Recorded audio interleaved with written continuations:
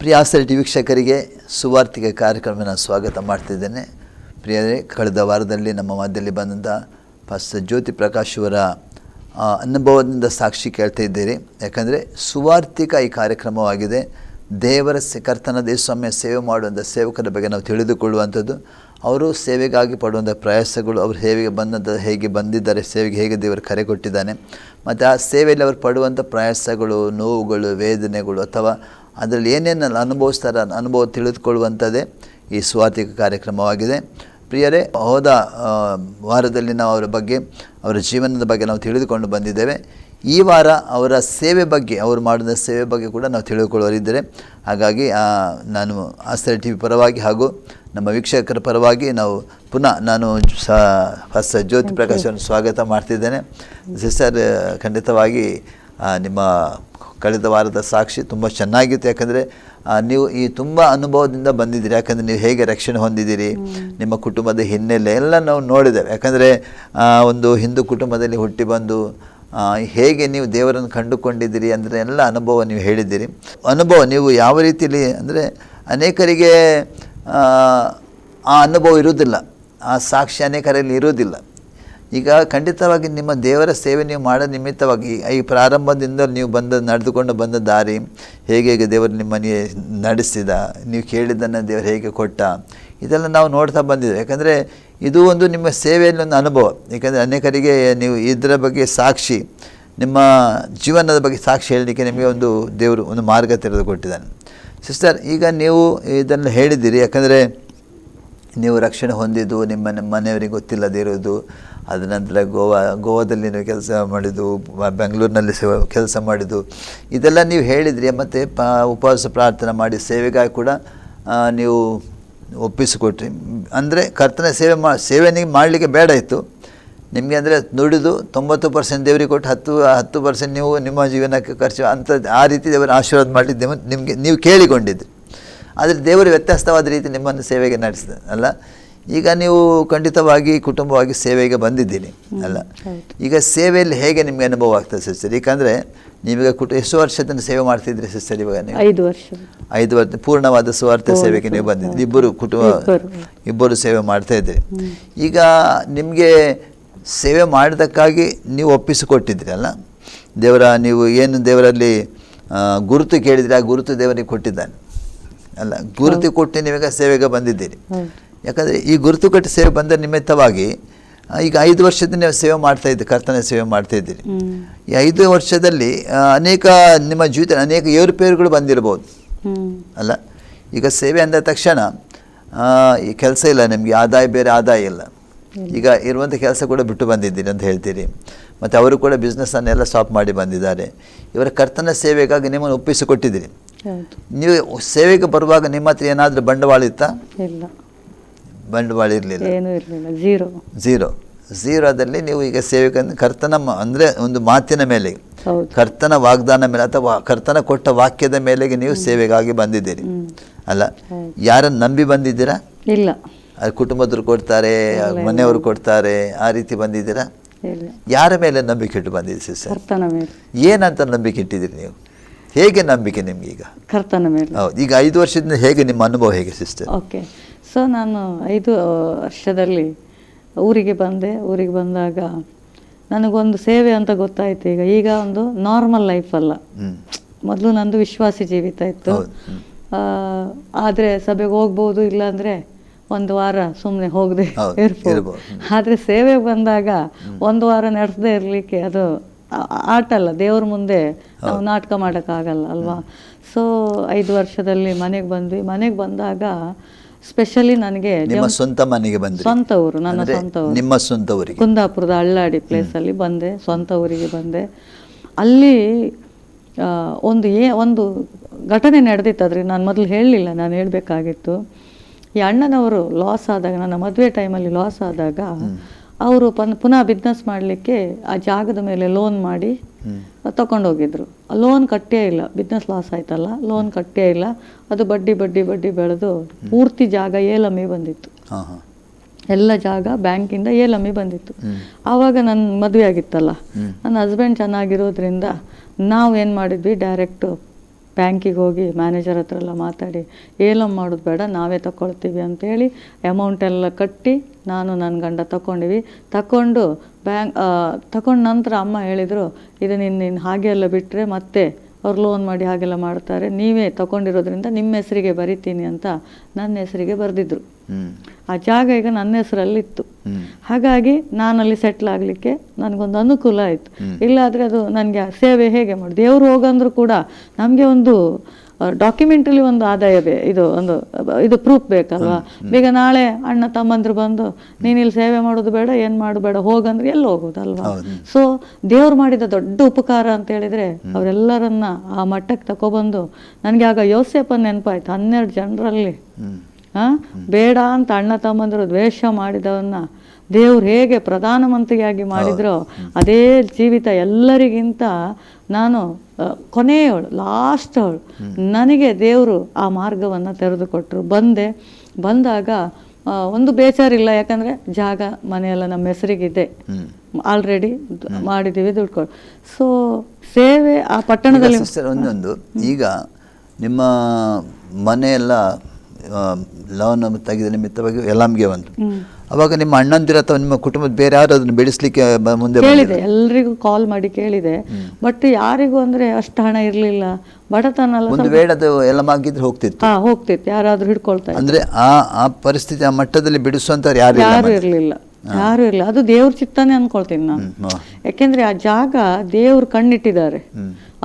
ದೇವ್ರು ಅದ್ರ ಹಿಂದೆ ಎಲ್ಲ ಕಾರ್ಯ ಮಾಡ್ತಾ ಇದ್ದದ್ದು. ನಾವು ಸುಮ್ಮನೆ ಲೆಕ್ಕಕ್ಕಷ್ಟೇ. ಇವತ್ತು ನಾನ್ ತಕೊಂಡೆ ಅಂತ ಹೇಳಿದ್ರೆ ನಾಚಿಕೆ, ಯಾಕಂದ್ರೆ ನನ್ಗೆ ಆ ಯೋಗ್ಯತೆ ಇಲ್ಲ.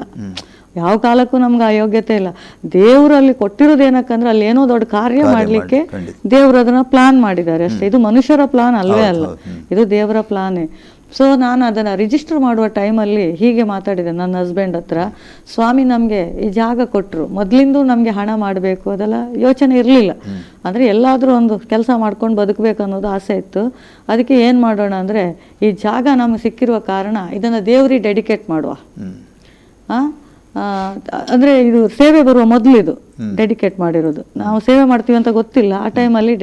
ಇದು ದೇವ್ರಿಗೆ ಡೆಡಿಕೇಟ್ ಮಾಡುವ, ಇದರಲ್ಲಿ ಮಾರೋದಾಗ್ಲಿ ಯಾರಿಗೆ ಕೊಡೋದಾಗ್ಲಿ ಏನು ಬೇಡ, ದೇವ್ರ ಕಾರ್ಯ ಏನೆಲ್ಲ ನಡೀತದೋ ನಡ್ಕೊಂಡು ಹೋಗ್ಲಿ, ದೇವ್ರಿಗೆ ಸಂಬಂಧಪಟ್ಟದ್ದು ಎಲ್ಲ ಈ ಜಾಗದಲ್ಲಿ 2.5 ಎಕರೆ ಜಾಗದಲ್ಲಿ ನಡೀಲಿ, ನಾವು ಸಪೋರ್ಟ್ ಮಾಡೋಣ ಒಂದು ಮ್ಯಾನೇಜರ್ ರೀತಿಯಲ್ಲಿ ಅಂತ ಹೇಳಿದೆ. ಆವಾಗ ಅದನ್ನು ದೇವ್ರಿಗೆ ಡೆಡಿಕೇಟ್ ಮಾಡಿರೋದ್ರಿಂದ ಈಗ ಬಂದು ನಾನು ಅಲ್ಲಿ ಬ್ಯಾಗ್ ಇಟ್ಟು ಸಾಮಾನು ಇಟ್ಟಿದ್ದೀವಿ. ಆದರೆ ಆ ಭೂಮಿಯಲ್ಲಿ ಏನೂ ಇಲ್ಲ, ಇನ್ನು ಬೆಳೆದು ಅದೆಲ್ಲ ನಾವು ಊಟ ಮಾಡೋದು. ಹೌದಾ, ಅಂದರೆ ಅರ್ಥ ಆಗುತ್ತಲ್ವ. ಸೊ ಖಾಲಿ ಜಾಗ ಇದೆ, ಏನು ಮಾಡೋದು ಅಂತ ಗೊತ್ತಾಗಿಲ್ಲ. ಬಟ್ ಆ ಬಂದ ದಿನ ನಮಗೆ ಉಡುಪಿಯಲ್ಲಿ ಯಾವ ಪಾಸ್ಟ್ರ ಪರಿಚಯ ಇಲ್ಲ. ಬಟ್ ಇವರು ಒಂದು ಶಂಕರ್ಪುರ ಇದೆಲ್ಲ ಕೇಳಿದ್ದೀವಿ ಅಷ್ಟೇ. ಬಟ್ ಮಾತುಕತೆ ಆಡಿ ಮುಖ ಪರಿಚಯ ಆಗಲಿ ಏನು ನಮಗಿಲ್ಲ. ನಮಗೆ ಗೊತ್ತಿರೋದು ಜೋಸೆಫ್ ಜಮಖಂಡಿ ಅವ್ರು ಮಾತ್ರ ಗೊತ್ತಿದ್ದು. ಕಡೆ ಬಂದು ದಿನವೇ ನಾವು ಸೇವೆ ಸ್ಟಾರ್ಟ್ ಮಾಡಿಲ್ಲ. ಬಂದು ಬಾಣೆ ವಾರ ಸಭೆಗೆ ಬಂದ್ವಿ, ಉಡುಪಿ ಸಭೆಗೆ ಬಂದ್ವಿ. ಪ್ರಾರ್ಥನೆ ಎಲ್ಲ ಆಯಿತು. ಪಾಸ್ಟ್ರ ಹತ್ರ ಹೇಳಿದ್ವಿ, ಪಾಸ್ಟ್ರ ಈ ಥರ ಸೇವೆಗಂತ ಬಂದಿದ್ದೀವಿ, ದೇವರು ತುಂಬ ದರ್ಶನದಲ್ಲಿ ಕನಸುಗಳಲ್ಲಿ ಮಾತನಾಡಿದ್ದಾರೆ ಅಂತ ಹೇಳಿದಾಗ ಪಾಸ್ಟ್ರು ಒಳ್ಳೆಯದೇ ಆಯಿತು ಬಿಡ್ರಿ, ಈಗ ನಿಮ್ಮ ಅಮ್ಮನಿಗೂ ಇಲ್ಲಿ ಸಭೆಗೆ ಬರ್ಲಿಕ್ಕೆ ಆಗಲ್ಲ, ಬಸ್ ಹತ್ತಿ ಇಳಿಯೋಕೆ ಏಜ್ ಆಗಿದೆ ಅಮ್ಮನಿಗೆ, 85 ವರ್ಷ ಆಗಿದೆ. ಅವರಿಗೆ ಬಸ್ ಹತ್ತಿ ಇಳಿಲಿಕ್ಕೆಲ್ಲ ಆಗಲ್ಲ, ಮನೆಯಲ್ಲಿ ಆರಾಧನೆ ಮಾಡಿದ್ರೆ ಒಳ್ಳೆಯದು, ಬಹಳ ಒಳ್ಳೇದು, ಒಳ್ಳೆ ತೀರ್ಮಾನ ತಗೊಂಡಿದ್ರಿ. ಅವ್ರಿಗೆ ಮೊದಲೇ ಇಷ್ಟ ಸೇವೆ ಅಂದ್ರೆ, ಸೇವಕರನ್ನು ಬೆಳೆಸುವವ್ರೆ. ಪಾಸ್ಟ್ರು ಒಳ್ಳೆ ಗೈಡ್ ಮಾಡಿದ್ರು, ಒಳ್ಳೇದಾಯ್ತು. ಬರುವಾರನೂ ಬನ್ನಿ, ನೆಕ್ಸ್ಟ್ ಸಂಡೇ ನಾನು ಬಂದು ಪ್ರಾರ್ಥನೆ ಮಾಡ್ತೆ. ಪಾಸ್ಟ್ರಿಗೆ ಹೇಳಿದ್ವಿ, ನೀವೇ ಬರಬೇಕು, ನೀವೇ ಬಂದು ನಿಂತು ಪ್ರಾರ್ಥನೆ ಮಾಡಬೇಕು ಪಾಸ್ಟ್ರೆ, ನಾವು ಸ್ಟಾರ್ಟ್ ಮಾಡುವ ಮೊದಲು ಅಂತ ಹೇಳಿದ್ವಿ. ಆಮೇಲೆ ಜೂನ್ 17ನೇ ತಾರೀಕು ಪಾಸ್ಟ್ರು ಬಂದು ಸ್ಟಾರ್ಟ್ ಮಾಡಿ ಕೊಟ್ಟರು.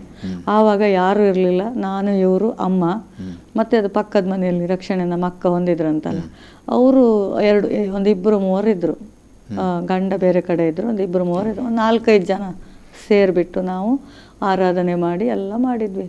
ಮಾಡುವಾಗ ಯಾರ ಪರಿಚಯ ಇಲ್ಲ, ಏನು ಮಾಡಬೇಕನ್ನೋದು ನಮಗೆ ದಾರಿ ಗೊತ್ತಿಲ್ಲ.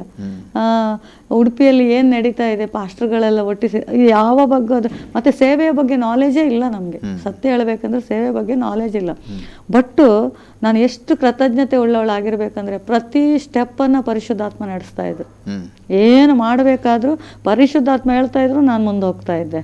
ಸೊ ಹಾಗೆ ಆರಾಧನೆ ನಡೀತಾ ಇತ್ತು. ಪಾಸ್ಟ್ರು ಪ್ರೇಯರ್ ಮಾಡಿ ಹೋದ್ಮೇಲೆ ನಾವು ಉಡುಪಿ ಬರೋ ಸ್ಟಾಪ್ ಮಾಡಿ ಅಲ್ಲೇ ಪ್ರಾರ್ಥನೆ ಮಾಡಿದೆ. ಅಮ್ಮನಿಗೂ ಒಂದು ಒಳ್ಳೆ ಆರಾಧನೆ ಸಿಕ್ತಿಲ್ಲ ಅಂದರೆ ಅಮ್ಮನಿಗೆ ಎಷ್ಟೋ ದಿನದಿಂದ ಅವ್ರ ಆರಾಧನೆಗೆ ಹೋಗಿಲ್ಲ, 1 ವರ್ಷ ಆತ ಬಂತು ಆರಾಧನೆಗೆ ಹೋಗಿಲ್ಲ. ವಯಸ್ಸು ಕೂಡ ಆಗಿತ್ತು. ಹಾಂ, ವಯಸ್ಸಾಗಿದೆ. ಆರಾಧನೆ ನಡೀತಾ ಇರುವಾಗ ಯಾರೂ ಬರಲಿಲ್ಲ. 1-2 ವಾರ ಬರಲಿಲ್ಲ, 3 ವಾರ ಬರಲಿಲ್ಲ. ಆದರೂ ಬಿಡಲಿಲ್ಲ, ಪ್ರಾರ್ಥನೆ ಮಾಡ್ತಾ ಇದ್ವಿ. ಪ್ರಾರ್ಥನೆ ಮಾಡಿ ಮಾಡಿ ಮಾಡಿ ಮಾಡಿ ಆಗ ಸ್ಟಾರ್ಟ್ ಆಯ್ತು ನೋಡ್ರಿ. ಕೆಲವರೆಲ್ಲ ದುರಾತ್ಮ ಹಿಡ್ದವರು ಕರ್ಕೊಂಡು ಬರಲಿಕ್ಕೆ ಸ್ಟಾರ್ಟ್ ಆಯಿತು. ದುರಾತ್ಮ ಹಿಡ್ದವ್ರು ಕರ್ಕೊಬಂದಾಗ ಪ್ರಾರ್ಥನೆ ಮಾಡಿದರೆ ಸಾಕು, ದುರಾತ್ಮ ಬಿಟ್ಟು ಹೋಗೋದು. ಅವ್ರೇನು ಮಾಡಿದ ಅಂದರೆ ಇದೆಲ್ಲ ಲೋನ್ ಮಾಡಿ ಮಾಡಿ ಮಾಡಿ ಪುರೋಹಿತರಿಗೆ ಕೊಟ್ಟು ಅಲ್ಲಿ ಹೋದಾಗ ಅದು ಬಿಡುತ್ತೆ, ಮನೆಗೆ ಬಂದಾಗ ಬರುತ್ತೆ. ಅವ್ರಿಗೇನಾಗಿದೆ, ಅವರು ಈ ಥರ ಕಡ್ಡಿ ಥರ ಆಗಿದ್ರೆ ಕೆಲಸ ಮಾಡೋಕ್ಕಾಗಲ್ಲ, ಗಂಡ ಡ್ರಿಂಕ್ಸು, ಮಕ್ಕಳು ಹೇಳೋದು ಮಾತು ಕೇಳಲ್ಲ, ಈ ರೀತಿ ಇದ್ರು. ಅವ್ರಿಗೆ ನಾವು ಚೆನ್ನಾಗಿ ಪ್ರಾರ್ಥನೆ ಮಾಡಿದ್ವಿ. ವಿದಿನ್ 15 ಡೇಸಲ್ಲಿ ಆ ಸ್ತ್ರೀನೂ ಸರಿಯಾದರು, ಅವ್ರ ಗಂಡನೂ ಕುಡಿದು ಬಿಟ್ಟರು, ಮಕ್ಕಳು ದಾರಿಗೆ ಬಂದರು. 4 ಜನ ರಕ್ಷಣೆ ಹೊಂದಿದ್ರು ಫಸ್ಟಿಗೆ 4 ಜನ ಪ್ರಾರಂಭ. ಹಾಗೆ ಇನ್ನೊಂದು ಹುಡುಗಿ ಎಲ್ಲೋ ರೈಲ್ವೆ ಸ್ಟೇಷನಲ್ಲಿ ತಲೆ ಕೊಡಬೇಕು, ನನಗೆ ಯಾರಿಲ್ಲ, ಗಂಡ ಇದು ಮಾಡಿದ್ದಾರೆ, ಸಣ್ಣ ಮಗು ಇದೆ, ಆ ಮಗು ಕಿವಿಯಲ್ಲಿ ಕೆಸರು ಥರ ಬರೋದು, ಆ ಥರ ಎಲ್ಲ ಸಮಸ್ಯೆ ಇತ್ತು. ಅವ್ರಿಗೆ ಯಾರೋ ನಮ್ಮ ನಂಬರ್ ಕೊಟ್ಟಿದ್ರಂತೆ, ನಮ್ಗೆ ಯಾರೋ ಪರಿಚಯ ಇದ್ದವರು, ನೀವು ಅಲ್ಲೋಗಿ ಪ್ರೇಯರ್ ಮಾಡಿದ್ರೆ ಆಗುತ್ತೆ ಅಂತ. ನಾನು ಒಂದು ಕಡೆ ಎಲ್ಲೋ ಹೋಗಿದ್ದೆ ಆ ದಿನ, ಹೋದಾಗ ಫೋನ್ ಮಾಡಿದರು, ನಾನು ನಂಬರ್ ಕೊಟ್ಟಿದ್ರಲ್ಲ, ನಾವು ಸಾಯಂಕಾಲ ಬರ್ತೀನಿ, ಒಂದು ಹೆಲ್ಪ್ ಮಾಡಿ, ಎಲ್ಲಿ ಬರೋದು ಅಂತ ಹೇಳಿ. ಸಾಯಂಕಾಲ 6:30 ಆಯ್ತು. ಅವ್ರ ಸ್ಕೂಟಿಯಲ್ಲಿ ಬರೋದು, ಲೇಡಿ, ಎಲ್ಲಿಂದ ಬರ್ತಾರೆ ಅಂತೂ ಕಡೆಗೆ ಅವ್ರು ಹೋಗಿ ಅಲ್ಲಿ ಬಿತ್ತಲ್ ಕಟ್ಟೆಗೆಲ್ಲ ಇದು ಮಾಡಿ ಕರ್ಕೊಂಡು ಬಂದು ಚೆನ್ನಾಗಿ ದೇವ್ರ ಬಗ್ಗೆ ಹೇಳಿದೆ. ನೋಡಿ, ದೇವ್ರೊಬ್ಬನಲ್ಲದೆ ಇದರಿಂದ ಬಿಡಿಸೋಕ್ಕೆ ಯಾರಿಗೂ ಸಾಧ್ಯ ಇಲ್ಲ. ನೀವು ದೇವ್ರನ್ನ ನಂಬಿದ್ರೆ ಆತನ ಬಿಡಿಸ್ತಾನೆ. ನಿಮಗೆಲ್ಲಕ್ಕಿಂತ ಹೆಚ್ಚಾಗಿ ನಂಬಿಕೆ ಬೇಕು. ದೇವ್ರು ನಿಮ್ಮ ಹತ್ರ ಏನು ಕೇಳಲ್ಲ, ನಿಮ್ಮ ಹೃದಯ ಕೇಳ್ತಾರೆ, ನಂಬಿಕೆ. ನಿಮ್ಮ ನಂಬಿಕೆ ಇದ್ರೆ ನಿಮಗೆ ಗುಣ ಆಗುತ್ತೆ. ಮತ್ತು ನಾವನ್ನು ಏನೋ ಮಾಡಿ ದೊಡ್ಡ ಅದ್ಭುತ ಮಿರಾಕಲ್ ಮ್ಯಾಜಿಕ್ ಮಾಡೋಕ್ಕಾಗಲ್ಲ. ನಾವು ಮಧ್ಯೆ ನಿಂತು ಒಂದು ಪ್ರೇಯರ್ ಮಾಡ್ತೀವಿ ಅಷ್ಟೇ. ದೇವ್ರು ನಮ್ಮನ್ನು ಕರೆದಿದ್ದಾನೆ ಅನ್ನೋ ಒಂದು ಉದ್ದೇಶಕ್ಕೆ ಅವನ ವಿಷಯ ನಿಮಗೆ ಹೇಳ್ತೀವಿ, ಪ್ರಾರ್ಥನೆ ಮಾಡ್ತೀವಿ. ನೀವು ನಂಬಿದ್ರೆ ದೇವ್ರ ಮಹಿಮೆ ಕಾಣ್ತೀರಿ ಅಂತೇಳಿ ಅವ್ರು ಗಟ್ಟಿಯಾಗಿ ನಂಬಿಟ್ರು. ಹುಡುಗ ವಾಸಿಯಾದ. ಟ್ರೈನಿಗೆ ತಲೆ ಕೊಡ್ಬೇಕನ್ನೋರು ವಾರ ಬರ್ಲಿಕ್ಕೆ ಸ್ಟಾರ್ಟ್ ಮಾಡಿದ್ರು. ಅಲ್ಲಿ ಆಯ್ತಲ್ಲ. ಹಾಗೆ ಪ್ರತಿ ಒಬ್ಬರನ್ನ ದೇವರಲ್ಲಿ ಕರ್ಕೊಂಡು ಬರ್ತಾ ಇದ್ದ. ಆದರೆ ನನ್ನ ಜೀವನ ನಾನು ಯೋಚನೆ ಮಾಡ್ತಿದ್ದೆ, ಖಾಲಿ ಕೈಯಲ್ಲಿ ಹೋಗಿದ್ವಿ, ಹೇಗೆ ನಡೀತದೋ ಗೊತ್ತಿಲ್ಲ. ಆದರೆ ಒಂದು ತೀರ್ಮಾನ ತಗೊಂಡಿದ್ದೆ ನಾನು, ರಾತ್ರಿ ಮುಂಜಾನೆ 2:30 ಗಂಟೆಗೆಲ್ಲ ಎದ್ದು ಕರ್ತನ ಸಮ್ಮುಖದಲ್ಲಿ ನಾವು ಪ್ರಾರ್ಥನೆ ಮಾಡ್ತಾ ಇದ್ವಿ, ನಾನು ನನ್ನ ಗಂಡ ಇಬ್ಬರು ಕೂಡ. ಆ 2:30 ಗಂಟೆಯಿಂದ ನಾನು ಮಾಡುವಂಥ ಪ್ರಾರ್ಥನೆ ಇದೆಯಲ್ಲ, ಅದು ನನಗೆ ಪರಲೋಕದಲ್ಲಿ ಒಂದು ಅಕೌಂಟ್ ಓಪನ್ ಮಾಡಿ ಕೊಟ್ಟಿತ್ತು. ನನಗೆ ಏನೇ ಆದರೂ ಯಾರನ್ನು ಕೇಳೋದಿಲ್ಲ ಅಂತ ಹೇಳಿದ್ದೀನಿ, ದೇವ್ರ ಹತ್ರ ಮಾತು ಕೊಟ್ಟು ಬಂದಿದ್ದೀನಿ. ಯಾರನ್ನು ಕೇಳೋಕ್ಕೂ ಆಗಲ್ಲ, ಯಾಕಂದರೆ ಸೇವೆ ಅಲ್ಲದ ಅವಮಾನ. ನನ್ನ ಪ್ರಕಾರ ನಾವು ಕೇಳೋದು ತಪ್ಪಾಗತ್ತೆ. ನಾವು ದೇವ್ರನ್ನ ನಂಬಿ ಬಂದಮೇಲೆ ನಮ್ಮನ್ನು ನಡೆಸಬೇಕಾದದ್ದು ದೇವರೇ. ಸೊ ನಾನು ಏನಾದರೂ ನಾಳೆ ಯಾರಿಗಾದ್ರು ಕೊಡಬೇಕು, ಏನಾದರೂ ಮಾಡಬೇಕು ಮನೆಯಲ್ಲಂದ್ರೆ ನಿಮಗೆ ಗೊತ್ತಲ್ಲ, ಪ್ರತಿ ಒಂದಕ್ಕೂ ಕಾರ್ಯ ಹಣಕಾಸಿಂದಲೇ ಆಗ್ಬೇಕು, ಯಾರು ಸಹಾಯ ಮಾಡೋರಿಲ್ಲಲ್ಲ. ಸೊ ಆವಾಗ ನಾನು ಮೊಣಕಾಲೂರಿ ಕಣ್ಣೀರಿಟ್ಟು ಪ್ರಾರ್ಥನೆ ಮಾಡುವಾಗ ಆ ಹೇಳಿದ ಟೈಮಲ್ಲಿ ಅದನ್ನು ದೇವರು ಅರೇಂಜ್ ಮಾಡ್ತಾಯಿದ್ರು. ಬಹಳ ಆ ನಂತರ ನಾನೊಂದು ಬ್ಯಾಂಕಲ್ಲಿ ಒಂದು ಕೃಷಿ ಲೋನಲ್ಲ ಹೀಗೆಲ್ಲ ಅಂದರೆ ಬ್ಯಾಂಕಿದ ನಮಗೆ ಫ್ರೀಯಾಗಿ ಸಿಗ್ತಾಯಿತ್ತು. ಅದನ್ನು ಮಾಡಿದಾಗ ನಾನು ರಿನ್ಯೂವಲ್ ಮಾಡೋಕ್ಕೊಂದಿನ ದುಡ್ಡಿಲ್ಲದೆ ಇದ್ದಾಗ ನಾನು ರಿನ್ಯೂವಲ್ ಮಾಡಬೇಕಂತ ಒಳಗೆ ಹೋಗಿ ದೇವ್ರ ಹತ್ರ ಕೋಣೆಯಲ್ಲಿ, ದೇವರೇ ನನಗೆ ಅಮೌಂಟ್ ಇಲ್ಲ, ನಾವಿಷ್ಟೆಲ್ಲ ಅಮೌಂಟ್ ಯಾರ ಹತ್ರ ಕೇಳೋಕ್ಕಾಗಲ್ಲ ಅಂಥೇಳಿ ಒಳಗಡೆ ಹೋಗಿ ಪ್ರಾರ್ಥನೆ ಮಾಡಿ ಕಣ್ಣೀರಿಟ್ಟು ಮೊಣಕಾಲು ಹಾಕಿ ಪ್ರಾರ್ಥನೆ ಮಾಡಿ ಹೊರಗೆ ಬಂದಿದ್ದೀನಿ. ಒಂದು ಕುಟುಂಬ ನಮ್ಮ ಮನೇಲಿ ಬಂದು ಕೂತಿದೆ ನನ್ನ ಹತ್ರ ಮಾತಾಡಬೇಕಂತ. ನಾನು ಹೊರಗೆ ಬಂದಾಗ ಏನು ಎಷ್ಟೊತ್ತಿಗೆ ಬಂದರೆ ಅಂತೆಲ್ಲ ಕೇಳಿದಾಗ, ನಮಗೆ ಒಂದು ಸ್ವಲ್ಪ ಅಮೌಂಟ್ ಸಿಕ್ಕಿದೆ, ಇದನ್ನು ನೀವು ಇಟ್ಕೊಳ್ಳಿ, ಸ್ವಲ್ಪ ಸಮಯ ಬಿಟ್ಟು ಕೊಡಿ ಅಂತೇಳಿ ಕೊಟ್ಟು ಹೋದ್ರು. ಅಲ್ಲಿ ಎಷ್ಟು ಬೇಕೋ ಅಷ್ಟೇ ಅಮೌಂಟ್ ಅವ್ರು ಕೊಟ್ಟಿದ್ದಾರೆ. ಅದೊಂದು ದೊಡ್ಡ ಮಿರಾಕಲ್ ದೇವರು ಮಾಡಿರುವಂಥದ್ದು. ಸೊ ಹಾಗೆ ಅಲ್ಲಿಂದ ನನ್ನ ಜರ್ನಿ ಸ್ಟಾರ್ಟ್ ಆಗಿದ್ದು. ಸೊ ಒಂದು ಕ್ರಮೇಣ ಅದು ಅಂದರೆ ನೀವು ಪ್ರಾರ್ಥನೆ ಮಾಡಿ ದೇವರು ನಿಮಗೆ ಆತ್ಮಲ್ಲಿ ಸಂಪಾದನೆ ಮಾಡಲಿಕ್ಕೆ ಕೊಟ್ಟರು. ಈಗ ನೀವಿರುವಂಥ ಸ್ಥಳ, ಸೇವೆ ಮಾಡುವಂಥ ಸ್ಥಳ ಅಂದರೆ ಅಲ್ಲಿ ಸುತ್ತಲೂ ಕುಟುಂಬ ತುಂಬ ಇದೆನಾ? ತುಂಬ ಇದೆ. ಹೇಗಿದ್ದಾರೆ ಅವರೆಲ್ಲ ಸರ್? ಅಂದರೆ ನಮ್ಮಲ್ಲಿ ಹೇಗಿದೆ?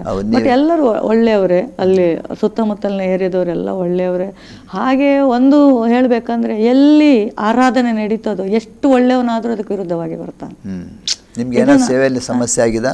ಸಮಸ್ಯೆ ಆಗಿದೆ ಅಂದರೆ ಹೆಚ್ಚಾಗಿ ನನಗೆ ಹೊರಗಿನವ್ರ ಸಮಸ್ಯೆಯಿಂದ ಸ್ವಂತದವ್ರ ಸಮಸ್ಯೆ ಆಗಿದ್ದೆ ಜಾಸ್ತಿ.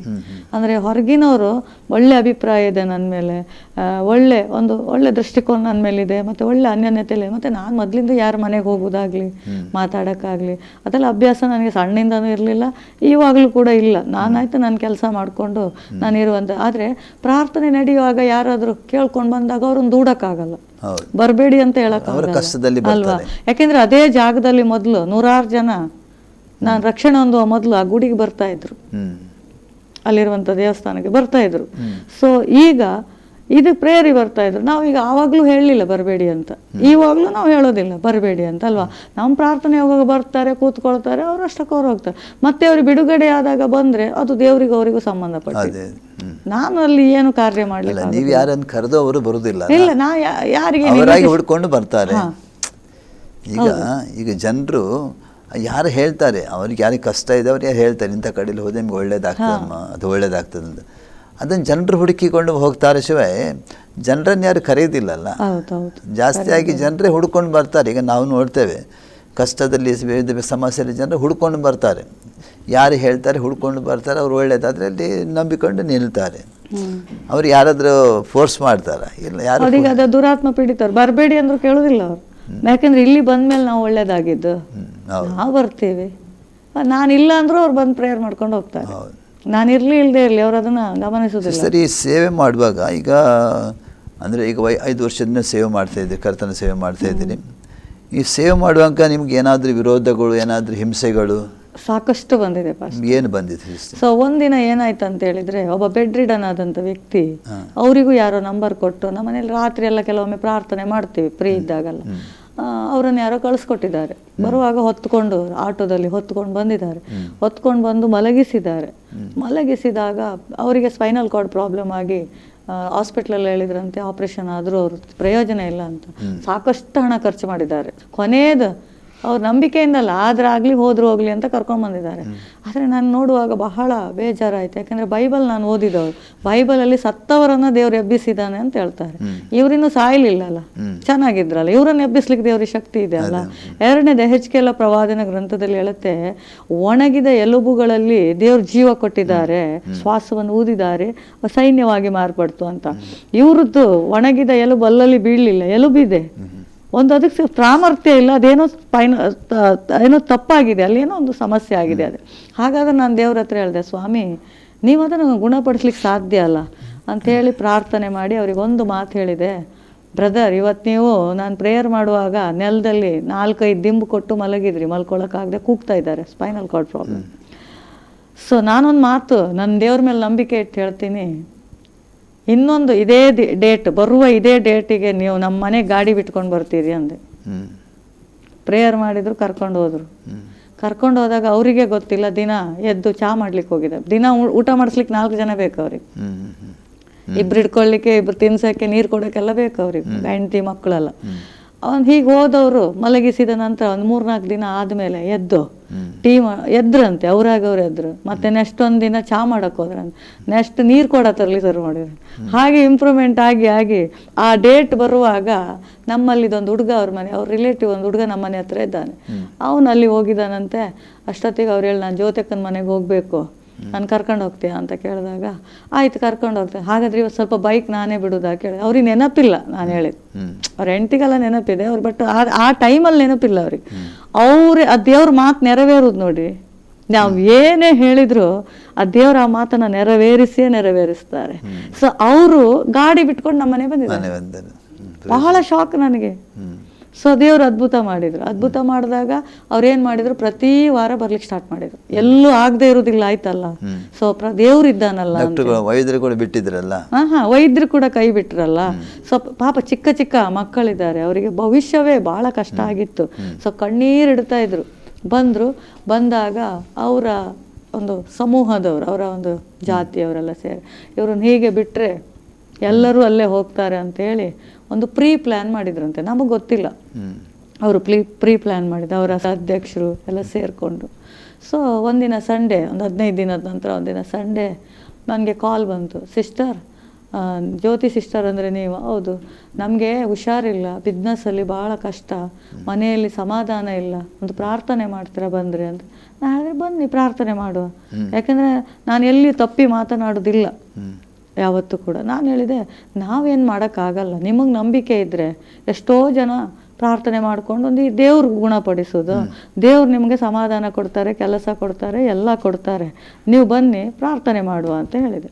ಸೊ ಅವ್ರು ಏನು ಮಾಡಿದ್ದಾರೆ, ರೆಕಾರ್ಡ್ ಮಾಡ್ರು, ಅದರಲ್ಲಿ ತಪ್ಪಾದದ್ದೇನೂ ಇಲ್ಲಲ್ಲ. ಅವರು ಬರುವಾಗ ಪೊಲೀಸ್ ಸ್ಟೇಷನಿಗೆ ಹೇಳಿ ಬೇರೆ ಬೇರೆ ಕ್ರೈಸ್ತ ವಿರೋಧಿಗಳೆಲ್ಲ ಯಾರ್ಯಾರಿದ್ದಾರೋ ಅವರಿಗೆಲ್ಲ ಹೇಳಿ ಜನ ಒಟ್ಟು ಮಾಡಿಕೊಂಡು ಇವರು ಮುಂದೆ ಬಂದಿದ್ದು, ಅವರನ್ನೆಲ್ಲ ದಾರಿಯಲ್ಲಿ ನಿಲ್ಲಿಸಿ ಬಂದಿದ್ದು.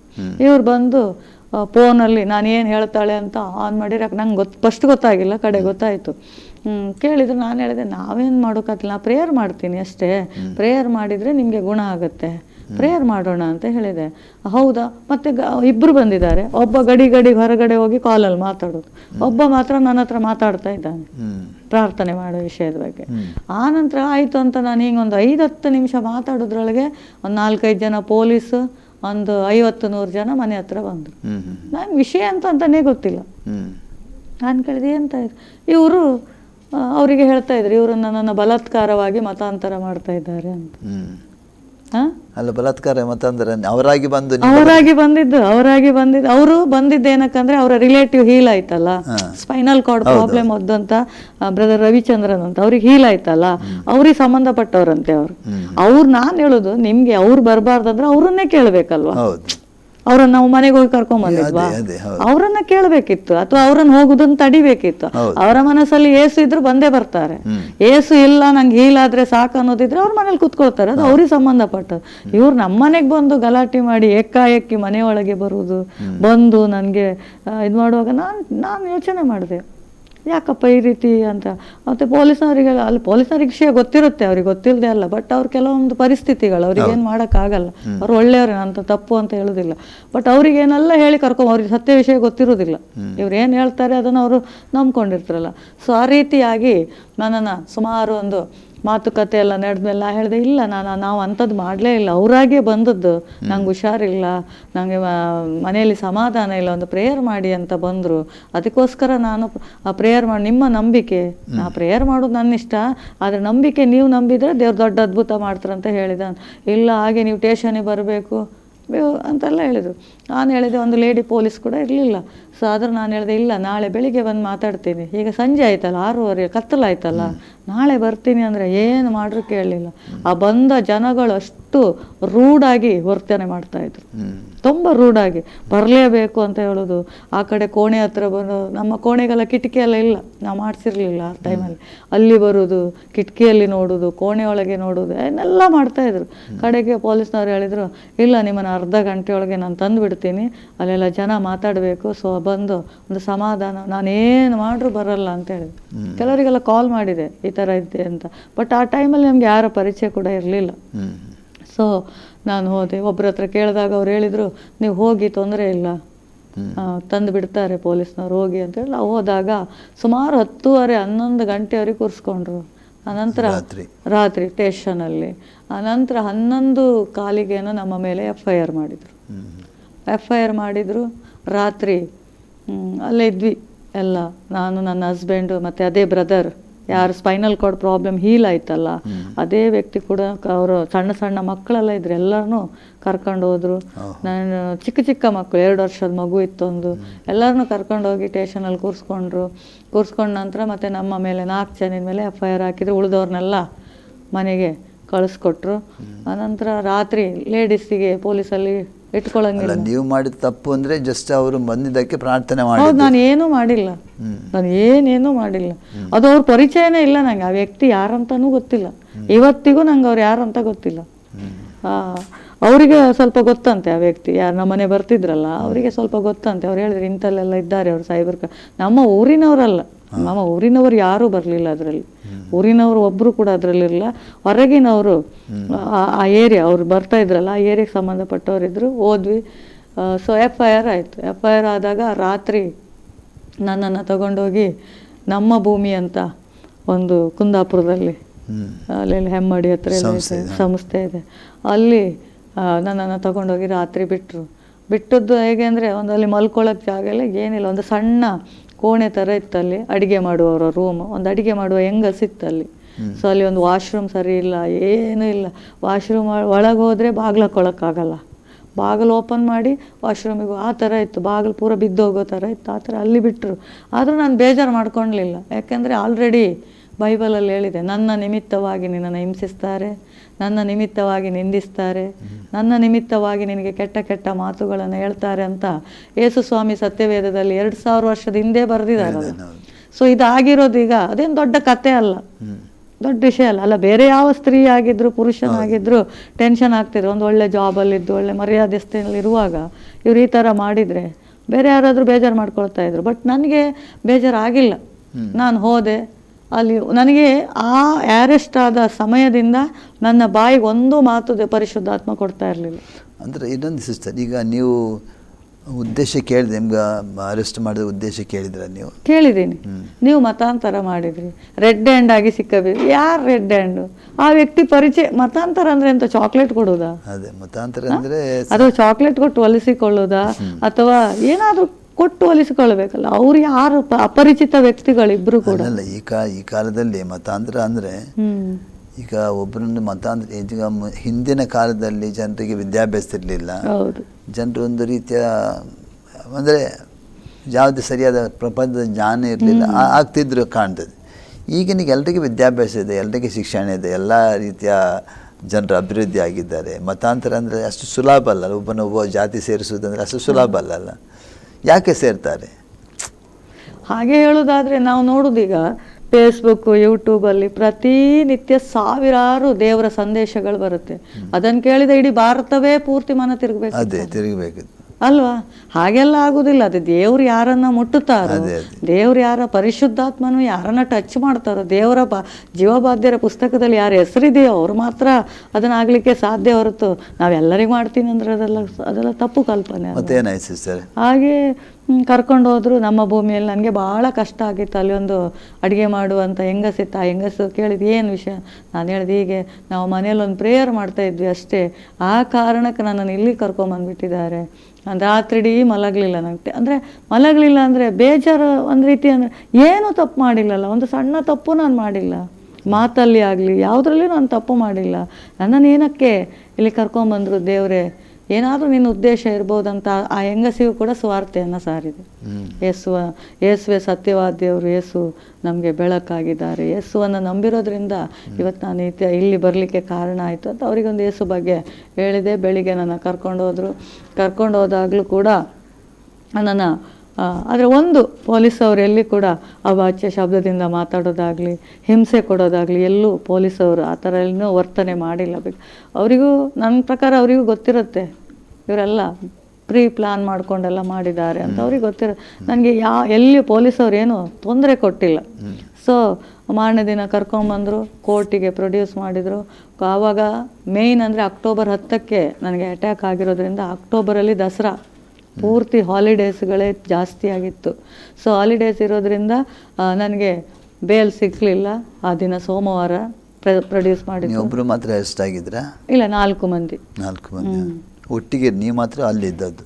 ನಾನು ಅಂದರೆ ಲೇಡಿ ಅನ್ನುವ ಕಾರಣಕ್ಕೆ ನನ್ನ 3 ಜನ ಅವರು ಜೆಂಟ್ಸ್ ಆಗಿದ್ದರು, ನಾನೊಬ್ಬಳು ಲೇಡಿ ಆಗಿದ್ದೆ. ಹಾಗೆ ಸ್ಟೇಷನಲ್ಲಿ ಇಟ್ಕೊಳ್ಳೋಕ್ಕಿಲ್ಲಲ್ಲ ಲೇಡೀಸನ್ನು. ಹಾಗೆ ನನ್ನನ್ನು ಅಲ್ಲಿ ಬಿಟ್ಟು ಮಾರನೇ ದಿನ ಕರ್ಕೊಂಬಂದು ಮತ್ತೆ ಇಲ್ಲಿಗೆ ಇವರು ಕೋರ್ಟಿಗೆ ಪ್ರೊಡ್ಯೂಸ್ ಮಾಡಿದರು. ಕೋರ್ಟಿಗೆ ಮಾಡಿದಾಗ ಅವರು ಬೇಲ್ ಸಿಗುವವರೆಗೆ ನೀವು ಇದು ಮಾಡಬೇಕೇನೋ, ಕಸ್ಟಡಿಗೆ ಹಾಕಬೇಕು ಅಂತೇಳಿ. ಅದೊಂದು ವಿಶೇಷತೆ ಏನಂದರೆ, ರಾತ್ರಿ ನಾವು ಸ್ಟೇಷನಲ್ಲಿ ಇನ್ನೂ FIR ಆಗಲಿಲ್ಲ, ಆವಾಗಲೇ ಮೀಡಿಯಾದಲ್ಲಿ ಬಂದಾಯಿತು. ಇನ್ನು ನಮ್ದು FIR ಆಗಲಿಲ್ಲ, ಆವಾಗಲೇ ಮೀಡಿಯಾದಲ್ಲಿ ಬಂದಾಯಿತು. ಮತಾಂತರ, ಭಯಂಕರ ಮತಾಂತರ ನಡೀತಾ ಇದೆ, ರೆಡ್ ಹ್ಯಾಂಡ್ ಏನೆಲ್ಲ ಬ್ಯಾಡ್ದಿದ್ದಲ್ಲ. ಅದು ಈಗಲೂ ಆ ವಿಡಿಯೋಗಳೆಲ್ಲ ಇದೆ. ಆನಂತರ ಪೇಪರಲ್ಲಿ ಹೆಂಗೆ ಕೊಟ್ಟಿದ್ದಾರೆ ಅಂತ ಹೇಳಿದರೆ, ಹಳ್ಳಾಡಿ ಎಂಬ ಪ್ರದೇಶದಲ್ಲಿ ಮತಾಂತರ ಆಗ್ತಾಯಿತ್ತು, ನಾವೆಲ್ಲ ಹೋಗಿದ್ವಿ, ಸೊ ಹಿಡಿದ್ವಿ. ಆನಂತರ ಅವರಿಗೆ 15 ದಿನದ ಕಸ್ಟಡಿಯನ್ನು ಕೋರ್ಟ್ ಕೊಟ್ಟಿದೆ ಅಂತ. ಇನ್ನೂ ಕೋರ್ಟಿಗೆ ಹೋಗಿಲ್ಲ. ಕೋರ್ಟಿಗೆ ಹೋಗಿಲ್ಲ, ಕೋರ್ಟಿಗೆ ಇನ್ನೂ ಏನು ಆಗಿಲ್ಲ. ಸತ್ಯಾಸತ್ಯ ದೇವರು ನೋಡ್ತಾರಲ್ವ. ಸೊ ಬಹಳ ನನಗೆ ಒಳಗಡೆ ಅನ್ನಿಸ್ತಾ ಇತ್ತು, ಒಂದು ಸತ್ಯ ದೇವರನ್ನು ನಂಬಿದರೆ ಹಿಂಗೆ ಈ ಥರ ಎಲ್ಲ ಮಾಡಬೇಕಾ? ಒಂದು ಸತ್ಯ ದೇವರನ್ನು ನಂಬಿದ್ದು, ಕುಡ್ಕೊಂಡು ಬಿದ್ದುದಲ್ಲ, ವಿಚಾರ ಮಾಡಿ ಸಿಕ್ಕಿ ಬಿದ್ದುದಲ್ಲ, ಕಳ್ತನ ಮಾಡಿದ್ದಲ್ಲ, ಹೊಡೆದದ್ದಲ್ಲ, ಸ್ಮಗ್ಲಿಂಗ್ ಮಾಡಿದ್ದಲ್ಲ, ಯಾವುದೋ ಯಾರಿಗೋ ಕುಟುಂಬಕ್ಕೆ ಅನ್ಯಾಯ ಮಾಡಿದ್ದಲ್ಲ. ದೇವರನ್ನು ನಂಬಿ ನಮ್ಮಷ್ಟಕ್ಕೆ ನಾವು ಆರಾಧನೆ ಮಾಡುವಾಗ ಈ ರೀತಿ ಆದರೆ ಆದದೆಲ್ಲ ಒಳ್ಳೆಯದಕ್ಕೆ ಅಂತ ದೇವ್ರ ವಾಕ್ಯ ಹೇಳೋ ಪ್ರಕಾರ ಸುಮ್ಮನೆ ಇದ್ದೆ. ಅಲ್ಲಿಂದ ನನಗೆ ಬೇಲ್ ಆಗದೆ ಇರೋ ಕಾರಣಕ್ಕೆ ನನ್ನನ್ನು ಮಂಗಳೂರು ಜೈಲಿಗೆ ಕರ್ಕೊಂಡೋದ್ರು. ಮಂಗಳೂರು ಜೈಲಿಗೆ ಕೂಡ ಆ್ಯಕ್ಚುಲಿ ಕುಂದಾಪುರಕ್ಕೆ ಸಂಬಂಧಪಟ್ಟದೆಲ್ಲ ಶಿವಮೊಗ್ಗ ಜೈಲಿಗೆ ಹೋಗಬೇಕಿತ್ತು.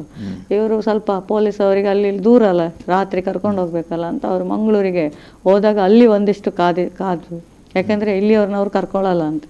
ಲಾಸ್ಟಿಗೆ ನಿಮ್ಮದೇ ಪೊಲೀಸ್ನವ್ರದ್ದೇ ರಿಸ್ಕು ಅಂತೇಳಿ ನನ್ನ ಕರ್ಕೊಂಡು ಒಳಗಡೆ ಎಂಟ್ರಿ ಆದ ದಿನದಿಂದ ನನಗೆ ಕೇಳೋದು ಯಾವ ಕೇಸ್ ಅಂದರೆ ಅಲ್ಲಿ ಎಲ್ಲ ಬರೋದು ಕೊಲೆ, ದರೋಡೆ, ಕಳ್ತನ, ಮೋಸ. ಅವರಿಗೆ ನಂಬಿಕೆ ನಾನು ಹೇಳಿದಾಗ ನನ್ನನ್ನು ನೋಡಿ ನಗುವುದು, ಇದು ಒಂದು ಕೇಸ್ ಹಾಕಿ ಬಂದಿದ್ರಲ್ಲ ಅಂತ. ಅವಾಗ ನನಗೆ ಒಳ್ಳೇದಾಯ್ತು. ನಾನು ದೇವ್ರ ಬಗ್ಗೆ ಹೇಳ್ತಾನೇ ಇದ್ದೆ, ಯಾರು ಕೇಳಿದ್ರು ಹೇಳ್ತಾ ಇದ್ದೆ. ನಮ್ಮ ಮನೇಲಿ ಪ್ರೇಯರ್ ನಡೀತದೆ, ತುಂಬ ಹೀಲಿಂಗ್ ಆಗುತ್ತೆ, ಅದನ್ನು ನೋಡಿ ಜನ ಬರ್ತಾರೆ, ಅದನ್ನು ನೋಡದೆ ಆಗದೆ ಇರೋರು ನನ್ನ ಮೇಲೆ ಕಂಪ್ಲೇಂಟ್ ಕೊಟ್ಟಿದ್ದಾರೆ ಅಂತ ಹೇಳಿ. ಸೊ ಹಾಗೆ ಸುಮಾರು ಎಲ್ಲರಿಗೂ ಪೊಲೀಸ್ ಅಧಿಕಾರಿಗಳು ಕೇಳಿದವರಿಗೆಲ್ಲ ನಾನು ಅದೇ ಆನ್ಸರನ್ನು ಕೊಟ್ಟೋದೆ. ಆದರೆ ಜೈಲು ಒಳಗೆ ಹೋದಾಗ ನನಗೆ ಗೊತ್ತಾಯಿತು ದೇವ್ರು ಯಾಕೆ ಕರ್ಕೊಬಂದಿದ್ದಾರೆ ಅಂತ. ನಿಶ್ಚಯವಾಗಿಯೂ ದೇವ್ರು ನನ್ನನ್ನು ಕರ್ಕೊಂಡು ಹೋಗಿರುವಂಥ ಉದ್ದೇಶ ನನಗೆ ಯಾಕೆ ಅಂತ ಅದಕ್ಕಿಂತ ಮೊದಲು ನಾನು ಏನು ಮಾಡಿದ್ದೆ ಅಂದರೆ, ಒಂದು 2 ತಿಂಗಳು 3 ತಿಂಗಳು ಮೊದಲು ನಾನು ಮನೆಯಲ್ಲಿ ನನ್ನ ಹಸ್ಬೆಂಡ್ ಹತ್ರ ಮತ್ತು ಸಭೆಯಲ್ಲಿ ಮಕ್ಕಳ ಜೊತೆ ಹೇಳ್ತಾ ಇದ್ದೆ, ಒಂದು ಸಲ ಜೈಲಿಗೆ ಹೋಗಿ ದೇವ್ರ ಬಗ್ಗೆ ಹೇಳಬೇಕು, ದೇವ್ರು ಒಳ್ಳೆಯವನಂತ. ಆದರೆ ಎಲ್ಲೂ ಅವಕಾಶನೇ ಸಿಗೋದಿಲ್ಲ ನಮ್ಗೆ. ಯಾರು ಕೊಡ್ತಾರೆ ಅವಕಾಶ? ನಮ್ಮನ್ನು ಯಾರು ನೋಡ್ತಾರೆ? ಸಿಕ್ಕಿದ್ರೆ ನಮ್ಮ ಯೇಸು ಸ್ವಾಮಿ ಒಳ್ಳೆಯವರು ಅಂತ ಹೇಳಿದರೆ ಪಾಪ ಅವರಾದರೂ ಮನ ತಿರುಗಿ ತಮ್ಮ ಕೃತ್ಯಗಳನ್ನೆಲ್ಲ ಬಿಟ್ಟು ಸಮಾಜದಲ್ಲಿ ಒಳ್ಳೆ ವ್ಯಕ್ತಿಗಳಾಗಿ ಬದುಕಿದರೆ ಎಷ್ಟೋ ಲಾಭ ಅಲ್ಲ ಸಮಾಜಕ್ಕೆ. ಆ ಥರ ಒಂದು ಅವಕಾಶ ಸಿಕ್ಕಿದ್ರೆ ಒಳ್ಳೇದಂತ ಹೇಳಿದ್ದಷ್ಟೇ. ಬಟ್ ದೇವ್ರು ಡೈರೆಕ್ಟ್ ನನ್ನ ಜೈಲಿಗೆ ಕರ್ಕೊಂಡು ಹೋಗ್ತಾರಂತ ನಂಗೆ ಗೊತ್ತೇ ಇರಲಿಲ್ಲ. ಸೊ ಅಲ್ಲೋಗಿ ನೋಡ್ತೀನಿ, ಆ ಸೆಲ್ಲಲ್ಲಿ ಅಂದರೆ ನೀವು ಕೇಳಿದ್ದವರು ಕೊಡ್ತಾನಲ್ಲ, ಮುಂಚೆದೆಲ್ಲ ಕೊಟ್ಟಿದ್ದಾನಲ್ಲ. ಸರಿ, ಕರೆಕ್ಟ್ ಅದೇ. ಸೊ ಕರ್ಕೊಂಡು ಅಲ್ಲಿ ಹೋದಾಗ ಅಲ್ಲಿ ನೋಡ್ತೀನಿ, ಒಬ್ಬರು ಗಂಡನ ಕೊಲೆ ಮಾಡಿದ ಇದರಲ್ಲಿ, ಇನ್ನೊಬ್ರು ಮಗುವನ್ನು ಸಾಯಿಸಿದ್ದು, ಮತ್ತೊಬ್ಬರು ಮಗು ಕಳ್ತನ ಮಾಡಿದ್ದು. ಅವರೆಲ್ಲ ನನ್ನ ಹತ್ರ ಕೇಳೋದು, ನಿಮ್ದು ಯಾವ ಕೇಸು ಅಂತ. ನಮ್ದು ಯಾವ ಕೇಸ್ ಅಲ್ಲ, ನಾ ಮನೇಲಿ ಪ್ರೇಯರ್ ಮಾಡ್ತಾ ಇದ್ದೆ, ಈ ಥರ ಆಗಿ ನನ್ನನ್ನು ಸುಳ್ಳು ಆಪಾದನೆ ಹೊರಿಸಿ ನನ್ನ ಇಲ್ಲಿ ಕಳಿಸಿದ್ದಾರೆ ಅಂಥೇಳಿ. ಮತ್ತು ಯೇಸು ಸ್ವಾಮಿ ಯಾರು, ಯೇಸು ಸ್ವಾಮಿ ಯಾಕೆ ಬಂದರು, ಯೇಸು ಸ್ವಾಮಿಗೆ ಎಷ್ಟು ಶಕ್ತಿ ಇದೆ, ಯೇಸು ಸ್ವಾಮಿ ನನ್ನ ಜೀವಿತದಲ್ಲಿ ಏನೆಲ್ಲ ಮಾಡಿದರು, ಸೊ ನನ್ನನ್ನು ಯಾವ ರೀತಿ ಬಿಡಿಸಿದ್ರು ದೇವರು, ಕಷ್ಟದಿಂದ, ಬಡತನದಿಂದ, ಕಣ್ಣೀರಿಂದ, ಮದುವೆ ವಿಷಯಗಳಲ್ಲಿ ದೇವ್ರು ನನಗೆ ಎಷ್ಟು ಅದ್ಭುತ ಮಾಡಿದರು. ಕೂತ್ಕೊಂಡು ಹೇಳ್ತಾ ಇದ್ದೆ, ರಾತ್ರಿ 1:30 ಗಂಟೆ ಮೇಲಾಯಿತು. ಅವರು ಕೇಳ್ತಾ ಅವ್ರಲ್ಲಿ ಒಳಗಡೆ ಇದ್ದವ್ರು ಅಳ್ಲಿಕ್ಕೆ ಸ್ಟಾರ್ಟ್ ಮಾಡಿದರು. ಪಾಪ ನನಗೆ ಭಾಳ ಬೇಜಾರಾಯಿತು. ಅಂದರೆ ಅದೊಂಥರ ಅಲ್ಲಿ ನೋಡಿ ಯಾರ ಒಂದು ಸಂಪರ್ಕ ಇರೋದಿಲ್ಲ. ಒಂದು ತಪ್ಪು ಮಾಡಿರ್ತಾರೆ, ಸತ್ಯ ತಪ್ಪು ಮಾಡಿರ್ಬೋದು, ಆದರೆ ಆ ಒಂದು ಸ್ಪಿರಿಟಲ್ಲಿ, ಆ ಟೈಮಲ್ಲಿ ಆ ಸ್ಪಿರಿಟಲ್ಲಿ ಕೆಲಸ ಮಾಡ್ತಾರೆ. ಆವಾಗ ಅವರಿಗೆ ನೆಕ್ಸ್ಟ್ ಏನಾಗುತ್ತೆ, ಒಂಥರ ಮನಸ್ಸು ತೆರೆದಿರುತ್ತೆ, ನಾವು ಯಾಕಾದರೂ ಆ ತಪ್ಪು ಮಾಡಿದ್ದೀವಿ ಅನ್ನೋದು ಪಶ್ಚಾತ್ತಾಪ ಆಗುತ್ತೆ. ಬಟ್ ಅವರಿಗೆ ಸುವಾರ್ತೆ ಎಲ್ಲ ಹೇಳಿದ ಮೇಲೆ ಮತ್ತು ಪಕ್ಕದ ಒಂದು ಸೆಲ್ಲಲ್ಲಿ ಒಂದು ಹುಡುಗಿ ಇದ್ಲು, ಒಂದು 18 ವರ್ಷದ ಹುಡುಗಿ, ಚಿಕ್ಕವಳು, ಕಿವಿ 2 ಕೇಳಿಸ್ತಾ ಇರಲಿಲ್ಲ, ಅವಳಿಗೆ 2 ಕಿವಿ ಕೇಳಿಸ್ತಾ ಇರಲಿಲ್ಲ. ಸೊ ಅವಳು ಕೂಡ ಏನೋ ಒಂದು ಅಪರಾಧ ಮಾಡಿ ಅಲ್ಲಿ ಬಂದಿದ್ದಾಳೆ. ಸೊ ಒಂದು ಯಾರನ್ನೋ ಕೊಲೆ ಮಾಡಿದಂತ ಅವಳು ಅಲ್ಲಿ ಹೇಳ್ತಾ ಇದ್ರು ಜನ. ಸೊ ಬಂದಿದ್ದಾಳೆ. ನನಗೆ ಭಾಳ ಬೇಜಾರಾಯ್ತು. ಚಿಕ್ಕ ಹುಡುಗಿ, ನಾನು ಎಣಿಸಿದೆ ಗೊತ್ತಿದ್ದು ಮಾಡೋದಲ್ಲ, ಯಾರೋ ಅವಳನ್ನು ಫೋರ್ಸಲ್ಲಿ ಮಾಡಿಸಿರುವಂಥದ್ದು ಅಂತ. ಅದು ಎಲ್ಲ ಕಾನೂನು ತೀರ್ಮಾನ ಮಾಡೋದಲ್ವಾ. ಸೊ ನನಗೆ ಬಹಳ ದುಃಖ ಆಯಿತು. ದುಃಖ ಆದಾಗ ದೇವ್ರು ನನಗೆ ಸೂಚನೆ ಮಾಡಿದ್ದೇನೆಂದರೆ, ಒಂದು ವೇಳೆ ನಿನ್ನ ಮಗಳು ಈ ಥರ ಪರಿಸ್ಥಿತಿಯಲ್ಲಿದ್ದರೆ ನೀನು ಹೆಂಗಿರ್ತಿದ್ದಿ, ಹೆಂಗೆ ಬಿಟ್ಬಿಡ್ತಿದ್ಯಾ ಅಂತ. ಸೊ ಹೌದಲ್ಲ ದೇವರೇ, ಪಾಪ ಯಾರೂ ಇಲ್ಲ, ಅವಳು ನೋಡುವಾಗ ದುಃಖ ಆಗ್ತಾಯಿತ್ತು ಅಂಥೇಳಿ. ಮತ್ತು ಇನ್ನೊಂದು ಏನಂದರೆ, ಅಲ್ಲಿ ತುಂಬ ಲೈಟ್ ಒಳಗಡೆ ಇರೋದ್ರಿಂದ, ಅದರ ಸ್ವಿಚ್ ಎಲ್ಲ ಒಳಗಿಲ್ಲ, ಹೊರಗಡೆ ಸೆಲ್ ಒಳಗಡೆ ಇರೋದು, ಮತ್ತು ತುಂಬ ಜೋರಾಗಿ ಫ್ಯಾನ್ ಇರೋದ್ರಿಂದ ನನಗೆ ನಿದ್ರೆನೇ ಬರ್ತಾ ಇರಲಿಲ್ಲ. 4 ದಿನ ಕೂಡ ನಾನು ಎದ್ದು ಪ್ರಾರ್ಥನೆ ಮಾಡ್ತಾ ಇದ್ದೆ. 4 ದಿನನೂ ಪ್ರೇಯರ್ ಮಾಡ್ತಾಯಿದ್ದೆ.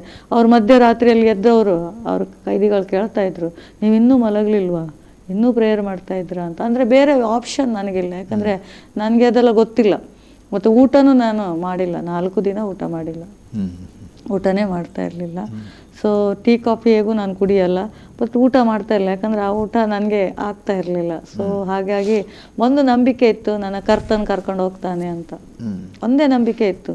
ಯಾಕೆಂದರೆ ಸೇವೆ ಕಳಿಸಿದ್ದು ಅವನೇ, ಆದರೆ ನನ್ನನ್ನು ಕರ್ಕೊಂಡು ಹೋಗೋದು ಅವನೇ ಅಂತ ಒಂದು ಅನುಭವಕ್ಕೆ ನಡೆಸಿದ್ರು ನಿಮ್ಮನ್ನು ದೇವರು. ನಡೆಸಿದ್ರು. ಬಟ್ ಆ ಹುಡುಗಿಗೆ ದೇವ್ರು ಹೇಳಿದ್ರು ಪ್ರೇಯರ್ ಮಾಡು, ಅವಳ ಕಿವಿ ತೆರೀತದೆ ಅಂತ. ಕಡೆ ಮಾರ್ನಿಂಗ್ ಅವರೆಲ್ಲ ನನ್ನ ಹತ್ರ ಪ್ರಾರ್ಥನೆ ಮಾಡಿಸ್ಕೊಳ್ಳೋರು, ಪ್ರತಿಯೊಬ್ಬರು ನನ್ನ ಹತ್ರ ಪ್ರಾರ್ಥನೆ ಮಾಡಿಸ್ಕೊಳ್ಳೋರು, ಕೈದಿಗಳೆಲ್ಲ. ಯಾಕೆಂದರೆ ಅವ್ರಿಗೆ ನಾನು ಹೇಳುವ ಮಾತು ಸಮಾಧಾನ ತರ್ತಿತ್ತು, ಖುಷಿ ತರ್ತಾ ಇತ್ತು. ಅಂದರೆ ದೇವ್ರ ಬಗ್ಗೆ ಹೇಳುವಾಗ ಅದನ್ನು ಕೇಳಲಿಕ್ಕೆ ಖುಷಿ ಆಗ್ತಾ ಇತ್ತು. ಸೊ ಪ್ರೇಯರ್ ಮಾಡಿದರು. ಪ್ರೇಯರ್ ಮಾಡಿದ್ಮೇಲೆ ಎಲ್ಲರಿಗೂ ಪ್ರೇಯರ್ ಮಾಡಿದೆ. ಸೊ ಆ ಹುಡುಗಿಗೆ ಹೇಳಿದೆ. ಸೊ ಅವಳಿಗೆ ನಾನು ಹೇಳಿದರೆ ಕೇಳುವುದಿಲ್ಲ, ಕಿವಿ ಇದಲ್ಲ, ನಾನು ಆ್ಯಕ್ಷನ್ ಮಾಡಿ ತೋರಿಸ್ತಾ ಇದ್ದೆ. ನಾನು ಹಿಂಗೆ ಪ್ರೇಯರ್ ಮಾಡ್ತೀನಿ, ನಿನ್ನ ಕಿವಿ ಓಪನ್ ಆಗ್ತದೆ, ನಂಬ್ತೀಯಾ ಅಂತ. ಸ್ವಲ್ಪ ಕಡೆ ಪ್ರಾರ್ಥನೆ, ನನಗೆ ಅಲ್ಲಿ ವಾಕ್ಯ ಎಲ್ಲ ಅಷ್ಟು ಸಡನ್ ನೆನಪಾಗಿಲ್ಲ, ಒಂದೇ ನೆನಪಾಯ್ತು ಅವಳನ್ನು ನೋಡಿದಾಗ, ದೇವರೇ 70 ಅಂದರೆ ತೆರೆಯಲಿ ಅಂತ ನೀವು ಹೇಳಿದ್ರಲ್ಲ, ಈಗ ಅದೇ ಶಬ್ದ ಇವಳ ಮೇಲೆ ನಾನು ಕೂಗಿ ಹೇಳ್ತೀನಿ, ನೀವು ಅವಳು ಕಿವಿ ತೆರಿಬೇಕಂತೇಳಿ ಪ್ರಾರ್ಥನೆ ಮಾಡಿ 70 ಅಂತೇಳಿ ಪ್ರಾರ್ಥನೆ ಮಾಡಿ ಅವಳಿಗೆ ಕೇಳಿದೆ, ಕೇಳಿಸುತ್ತಾ ಕೇಳಿದೆ, ಅವಳು ಕಿವಿ ಕೇಳಿಸ್ತದೆ ಅಂತ ಹೇಳಿದ್ಲು. ದೇವರ ಅದ್ಭುತ ಮಾಡಿದ್ರು. ಸೊ ಅದು ಭಾಳ ಎಲ್ಲರಿಗೂ, ಮಕ್ಕಳಿಗೆ ಅಲ್ಲಿರುವವರಿಗೆಲ್ಲ ಖುಷಿ ಆಯಿತು, ಕೇಳಿಸ್ತದೆ ಅಂತ. ಹಂಗೆ ತುಂಬ ಬೇಜಾರಾಯಿತು, ಅಂಥವ್ರನ್ನೆಲ್ಲ ದೇವ್ರು ಮುಟ್ಟಬೇಕು. ಒಂದು ಪರಿಸ್ಥಿತಿ ಅಂದರೆ ಜೈಲ್ ಅಂತ ಹೇಳಿದರೆ ಹಾಗಿಲ್ಲ ಸಿಸ್ಟರ್, ಅಂದರೆ ಕೆಲವು ಪರಿಸ್ಥಿತಿಯಲ್ಲಿ ಒಳಗೆ ಹೋಗ್ತಾರೆ. ಹೌದು. ಮತ್ತು ಅಲ್ಲಿ ಹೋದ ನಂತರ ಅವರು ನೋಡ್ಕೊಳ್ಳಿಕ್ಕೆ ಅವರು ಬರೋಲ್ಲ. ಹೌದು. ಮತ್ತು ಕೆಲವರಿಗೆ ಶಿಕ್ಷೆ ಎಲ್ಲ ಆಗ್ತದೆ ಅಂತಂದರೆ, ಅಂದರೆ ಅವರ ಹೌದು, ಅವರಿಗೆ ಬೇಕಾದ ಲಾಯರ್ಗಳು ಸಿಗುವುದಿಲ್ಲ, ಮತ್ತು ಹಣಕಾಸಿನ ಸಮಸ್ಯೆ. ನೀವು 4 ದಿವಸ ಅಲ್ಲಿದ್ರಿ, 4 ದಿನ. ಮತ್ತೆ ಏನಾಯ್ತು ಸಿಸ್ಟರ್? ಮತ್ತೆ ಅಲ್ಲಿಂದ ಅಲ್ಲಿ ಸಿಚುವೇಶನ್ ಭಾಳ ಕಷ್ಟ ಫಸ್ಟ್. ಅಂದರೆ ಹಾಗೆ ಅಲ್ಲ, ಅಂದರೆ ಒಂದು ಓಪನ್ ಟಾಯ್ಲೆಟ್, ಗೋಡೆಗಳಿಲ್ಲ ಟಾಯ್ಲೆಟಿಗೆ, ಓಪನ್ ಟಾಯ್ಲೆಟ್ ಇದೆ. ಸೊ ಸಣ್ಣ ರೂಮು, 3-4 ಜನ. ಅಂದರೆ ಆ ಅನುಭವದಲ್ಲಿ ಬಂದ್ರಿ. ಮತ್ತೆ ನೀವು ಹೊರಗೆ ಯಾವಾಗ ಹೇಗೆ ಬಂದ್ರಿ? ಹೊರಗೆ ಅಂದರೆ ಹೊರಗೆ ಬಂದಿದ್ದಂದರೆ ಆ್ಯಕ್ಚುಲಿ ದಸರಾ ಹಾಲಿಡೇ ಅಲ್ಲ, ನಾನು ಸೋಮವಾರ ನಾನು ಇದೇ ಟೈಮ್ ಅಲ್ಲ ಸಾಧಾರಣ ದಸರಾ ಅಕ್ಟೋಬರ್ 10 ಆ ಟೈಮಲ್ಲಿ ದಸರಾ ಇತ್ತು. ಸೊ ಸೋಮವಾರ ಹೋಗಿದ್ದಲ್ಲ, ನಾನು ಅಂದ್ಕೊಂಡೆ ಮಂಗಳವಾರ 4 ಗಂಟೆ ನಾನು ಕರ್ಕೊಂಡು ಹೋಗ್ತಾರೆ, 2 ಗಂಟೆ ಬೇಲಾಗತ್ತೆ ಅಂತ ಭಾಳ ನಿರೀಕ್ಷೆಯಲ್ಲಿ. ಅಂದರೆ ನಾನೇನು ತಪ್ಪು ಮಾಡಿಲ್ಲಲ್ಲ, ನಾನು ಸರಿ ಇದ್ದೇನೆ ಅನ್ನೋದು, ನನ್ನ ದೇವ್ರು ಕರ್ಕೊಂಡು ಹೋಗ್ತಾರೆ ಅಂತ. ಸೋಮವಾರ ಆಯಿತು, ಮಂಗಳವಾರ ಹಾಕಿದ ಬಟ್ಟೆ ಮಾತ್ರ ಅಂಕಲ್, ಬೇರೆ ಬಟ್ಟೆ ಇಲ್ಲ. ಸ್ನಾನ ಮಾಡೋಕ್ಕೆ ಬಟ್ಟೆ ಚೇಂಜ್ ಮಾಡಲಿಕ್ಕೆ ಇಲ್ಲ, ನನಗೆ ಬ್ರಷ್ ಮಾಡಲಿಕ್ಕೆ ಬ್ರಷ್ ಇಲ್ಲ, ಏನೂ ಇಲ್ಲ. ಸೊ ಪಶ್ಚಾತ್ತಾಪ ಆಗುತ್ತೆ ಒಳಗಡೆ. ಬಟ್ ಅವ್ರಿಗೆ ಸುವಾರ್ತೆ ಹೇಳುವಾಗ ಅವರೆದ್ರೆ ಅಳಕ್ಕಾಗೋದಿಲ್ಲಲ್ಲ, ಯಾಕಂದರೆ ಸುವಾರ್ತೆ ಅವ್ರಿಗೆ ತಲುಪಿಸಿದ ಮೇಲೆ ನಾವು ಧೈರ್ಯವಾಗಿರ್ಬೇಕಲ್ಲ. ಸೊ ಆ ಧೈರ್ಯ ತಗೊಂಡು ಯಾರಿಗೆ ಕಾಲ್ ಮಾಡೋಂಗೂ ಇಲ್ಲಲ್ಲ, ಒಳಗಡೆ ಒಂದು ಸಣ್ಣ ಪೆನ್ ಆಗಲಿ, ಒಂದು ಸಣ್ಣ ಕ್ಲಿಪ್ ಆಗಲಿ ಇಟ್ಕೊಂಡು ಹೋಗ್ಲಿಕ್ಕಿಲ್ಲ, ಎಲ್ಲ ನಾವು ತೆಗೆದಿಟ್ಟೆಲ್ಲ ಒಳಗೆ ಹೋಗಬೇಕು. ಸೊ ಭಾಳ ಕಷ್ಟ ಅನಿಸ್ತಾ ಇತ್ತು. ಆದರೆ ಮಂಗಳವಾರ ಆಗಿಲ್ಲ, 6 ಗಂಟೆವರೆಗೆ ಕಾದೆ ನನಗೆ ಬೇಲಾಗಿದೆ ಅಂತ. ಆಮೇಲೆ ಬುಧವಾರ ಮತ್ತೆ ಅವರೊಟ್ಟಿಗೆ ನಾನೆಲ್ಲ ಕ್ಲೋಸ್ ಆಗಿ ದೇವ್ರ ಬಗ್ಗೆ ಹೇಳುವಾಗ ಅವ್ರು ಹೇಳೋದು, ನೀವು ಹೋಗಬೇಡಿ, 2 ದಿನ ಇರ್ರಿ. ಆ ಜನ ಅಂದರೆ ನನಗೆ ಅವರ ಭಾವನೆಗಳು ಅರ್ಥ ಆಗ್ತಾ ಇತ್ತು. ಹೇಗೆಂದರೆ ಅವ್ರಿಗೇನೋ ಒಂಥರ ಸಂತೋಷ, ಖುಷಿ, ಒಂದು ಒಳ್ಳೆ ಸಂತೈಸುವಿಕೆ. ಹೌದೌದು, ನನಗೆ ಹಾಗೆ ಅನಿಸ್ತಾ ಇತ್ತು, ಸಂತೈಸುವಿಕೆ ಅವರಿಗೆ ಆಗ್ತಾ ಇತ್ತು. ಹೋಗಬೇಡಿ, ನನಗೆ ಆ ಬೇಲ್ ಆಗಿಲ್ಲ ಅಂದರೆ ಅವ್ರಿಗೆ ಖುಷಿ, ನಾ ಬೇಲ್ ಬರಲಿಲ್ಲ, ನಾನು ಪಶ್ಚಾತ್ತಾಪದಲ್ಲಿದ್ದೆ. ಅಲ್ಲಿರುವಂಥ ನಾನು ಒಟ್ಟಿಗಿರುವವರಿಗೆ ಬಹಳ ಖುಷಿ, ನಿಮ್ಮ ಬೇಲಾಗಿಲ್ಲ ಅಂತ. ಮಂಗಳವಾರನೂ ಆಗಿಲ್ಲ, ಆಮೇಲೆ ಬುಧವಾರನೂ ಕೂಡ ಆಗಿಲ್ಲ.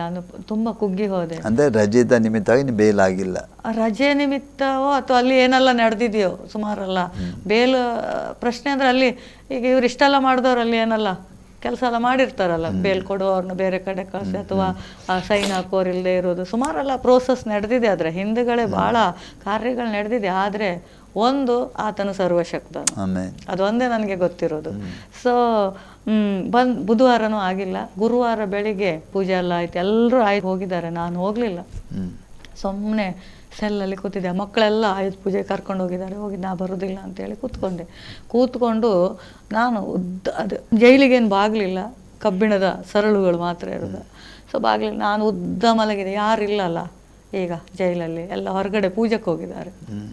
ಉದ್ದ ಮಲಗಿ ಕರ್ತನೆ ನನ್ನನ್ನು ಇಲ್ಲಿ ಕರ್ಕೊಂಬಂದ್ರಿ, ನಾನು ನಿನ್ನೆ ಮೊನ್ನೆ ಎಲ್ಲ ನಾನು ಹಿಂತಿರುಗಿ ಹೋಗ್ತೀನಿ ಅಂತ ಎಣಿಸಿದೆ.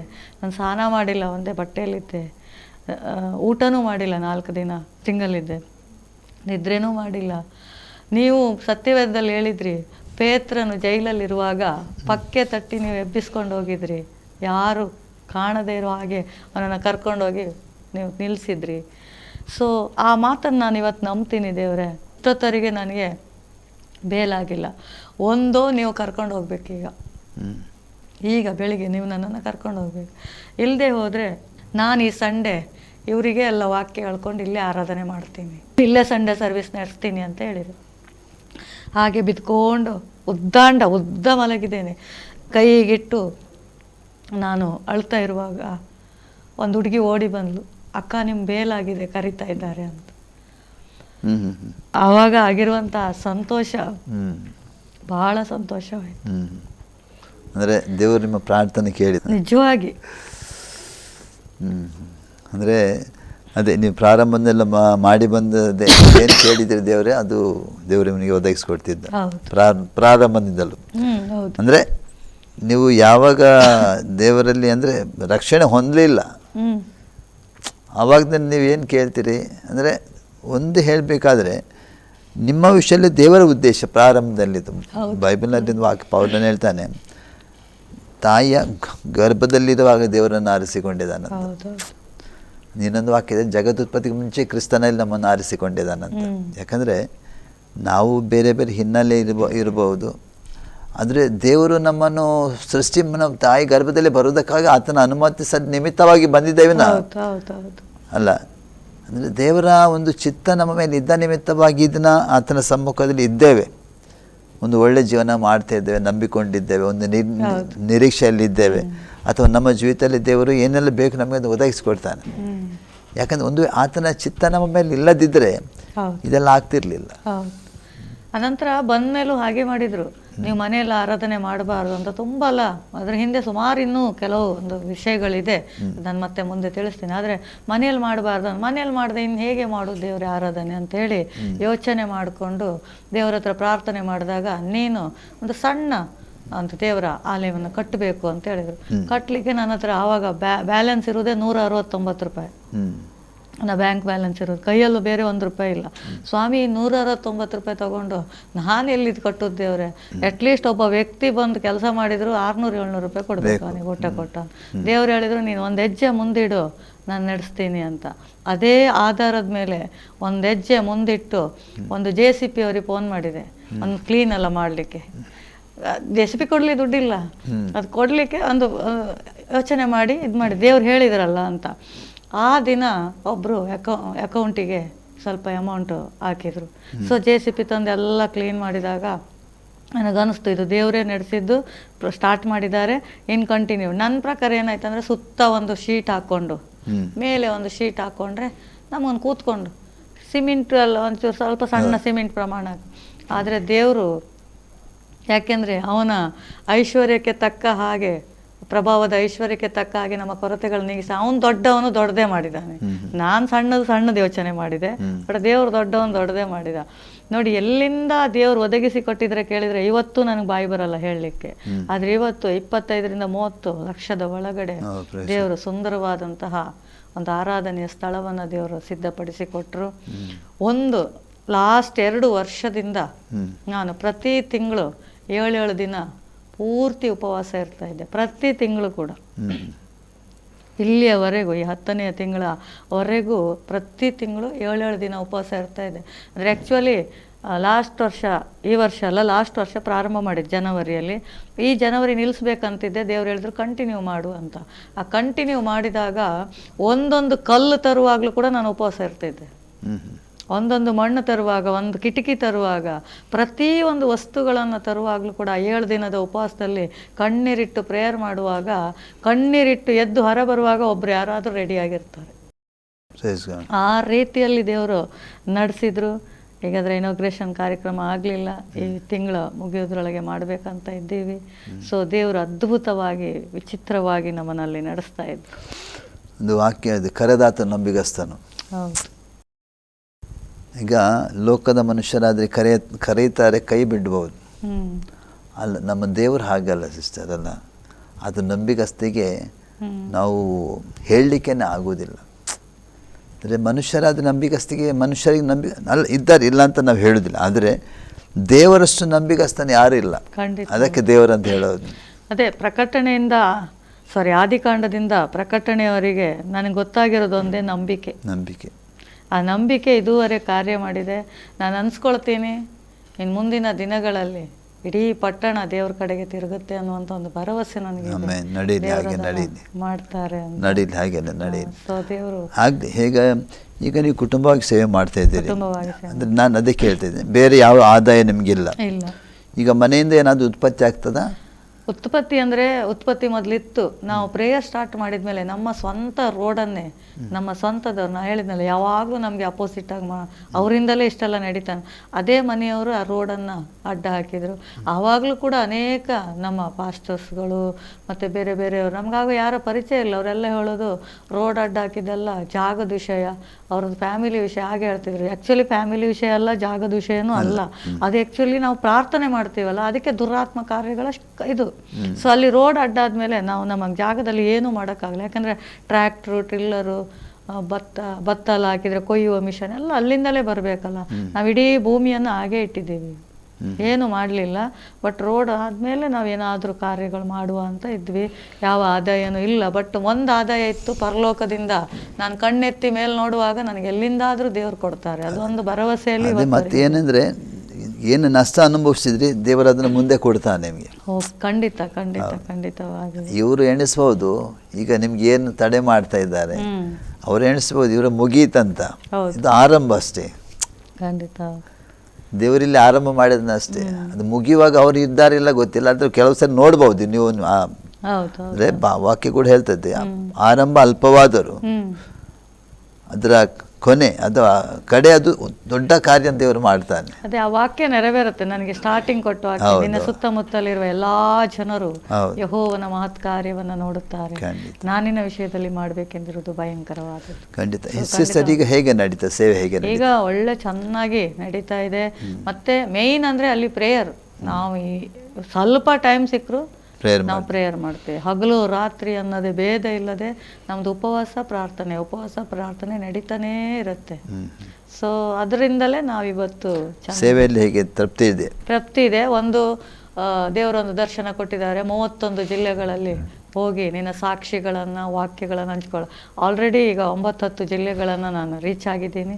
ಸೊ ಈ ವಾರದಲ್ಲಿ ಕೂಡ ದೊಡ್ಡಬಳ್ಳಾಪುರ ಹೋಗ್ತಾ ಇದ್ದೀನಿ. ಹೊರಗಡೆ ಕೂಡ ದೇವರು ಅನೇಕ ಕಡೆಗಳಲ್ಲಿ ನನ್ನನ್ನು ನಡೆಸ್ತಾ ಇದ್ದಾರೆ. ಹೋದ ಕಡೆ ಎಲ್ಲ ದೇವರು ಅದ್ಭುತ ಮಾಡಿದ್ರು. ನಾವು ಹೋಗುವಾಗ ಒಂದೇ ಹೇಳೋದು, ನಾನಾದರೆ ಹೋಗೋದಿಲ್ಲ, ನೀನಲ್ಲಿ ಹೋಗೋದಾದ್ರೆ ನಾನು ಹೋಗ್ತೀನಿ ಅಂತ. ಸೊ ದೇವರಲ್ಲಿ ಹೋದ್ರೆ ನಾನಲ್ಲಿ ಹೋಗಿ ಕಾರ್ಯ, ನಾನೇ ಹೋಗಿ ಏನೂ ಮಾಡೋಕ್ಕಾಗಲ್ಲ. ಸೊ ಅದಕ್ಕೋಸ್ಕರ ಎಲ್ಲ ಕಡೆಗಳಿಂದ ಕರೆ ಬರ್ತಾ ಇದೆ. ಹೇಳ್ತಾನಲ್ಲ, ದೇವರೇ ನೀನು ನಮ್ಮ ಸಂಗಡ ಬರದೆ ನಮ್ಮನ್ನು ಕಳಿಸ್ಬೇಡ ಅಲ್ಲ. ಅದು ದೇವರಿಲ್ಲದ ನಮ್ಮನ್ನು ಏನು ಮಾಡಲಿಕ್ಕಾಗಲ್ಲ ಸರ್. ಓಕೆ, ಈಗ ಏನೆಲ್ಲ ಮುಂದೆ ಏನು ಸೇವೆ ಮಾಡಲಿಕ್ಕೆ? ಮುಂದೆ ನನಗೆ ತುಂಬ ಆಸೆ ಅಂದರೆ ಈ ಕತ್ತಲೆಯಲ್ಲಿರುವ ಜನರನ್ನು ಹೇಗಾದರೂ ಮಾಡಿ ಬೆಳಕಿ ತರಬೇಕಂತ ಒಂದು ಪ್ರಾರ್ಥನೆ ನಂದು, ಮೇಯ್ನ್ ಪ್ರೇಯರ್. ಸೊ ಕತ್ತಲೆಯಲ್ಲಿ ಕತ್ತಲೆಯಲ್ಲಿ ಅಂದರೆ ಸಾಲದಲ್ಲಿ, ಕಣ್ಣೀರಲ್ಲಿ, ರೋಗದಲ್ಲಿ, ಇವತ್ತಿಗೂ ಬಿಡುಗಡೆ ಇಲ್ಲದೆ ಆತ್ಮಹತ್ಯೆ ಮಾಡ್ಕೊಳ್ಳೋದು ಅಂಥದ್ದೆಲ್ಲ ನಡಿಬಾರ್ದು. ಅವ್ರು ಉಳಿದ್ರೆ ದೇಶಕ್ಕೆ ಪ್ರಯೋಜನ ಇದೆ. ಸೊ ಆ ಜನರನ್ನು ಬಿಡಿಸೋದು ಹೇಗೆ? ನಮಗೋಗಿ ಸುವಾರ್ತೆ, ಈಗ ಅವ್ರ ಮನೆಗಳು ಹೀಗೆ ತಪ್ಪು ಅರ್ಥ ಮಾಡಿಕೊಂಡು ಸುಮ್ಮನೆ ಕಂಪ್ಲೇಂಟ್ ಮಾಡಿ, ಅದಕ್ಕೆ ನಾನು ಮನೆಯಲ್ಲೇ ಕುಳಿತು ಪ್ರಾರ್ಥನೆ ಮಾಡೋದು, ದೇವರೇ ಹೇಗಾದರೂ ಮಾಡಿ ಈ ಜನರನ್ನು ಬಿಡಿಸಪ್ಪ, ಎಲ್ಲಿ ಆದರೂ ಯಾರ ಮುಖಾಂತರವಾಗಿ ಆದರೂ ಅವರನ್ನು ಮುಟ್ಟು ಅಂತ ಪ್ರಾರ್ಥನೆ ಮಾಡ್ತಾ ಇದ್ದೇನೆ.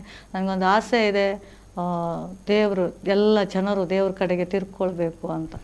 ಖಂಡಿತ ನೀವು ಹೇಳಿದಾಗ ನಾನು ಬಂದರೆ, ಒಂದು ವ್ಯಕ್ತಿ ಆತ್ಮಹತ್ಯೆ ಮಾಡಿಕೊಳ್ಳುವಾಗ ನಷ್ಟ ಅಲ್ಲ, ಆ ಕುಟುಂಬಕ್ಕೆ ಎಷ್ಟು ನಷ್ಟ.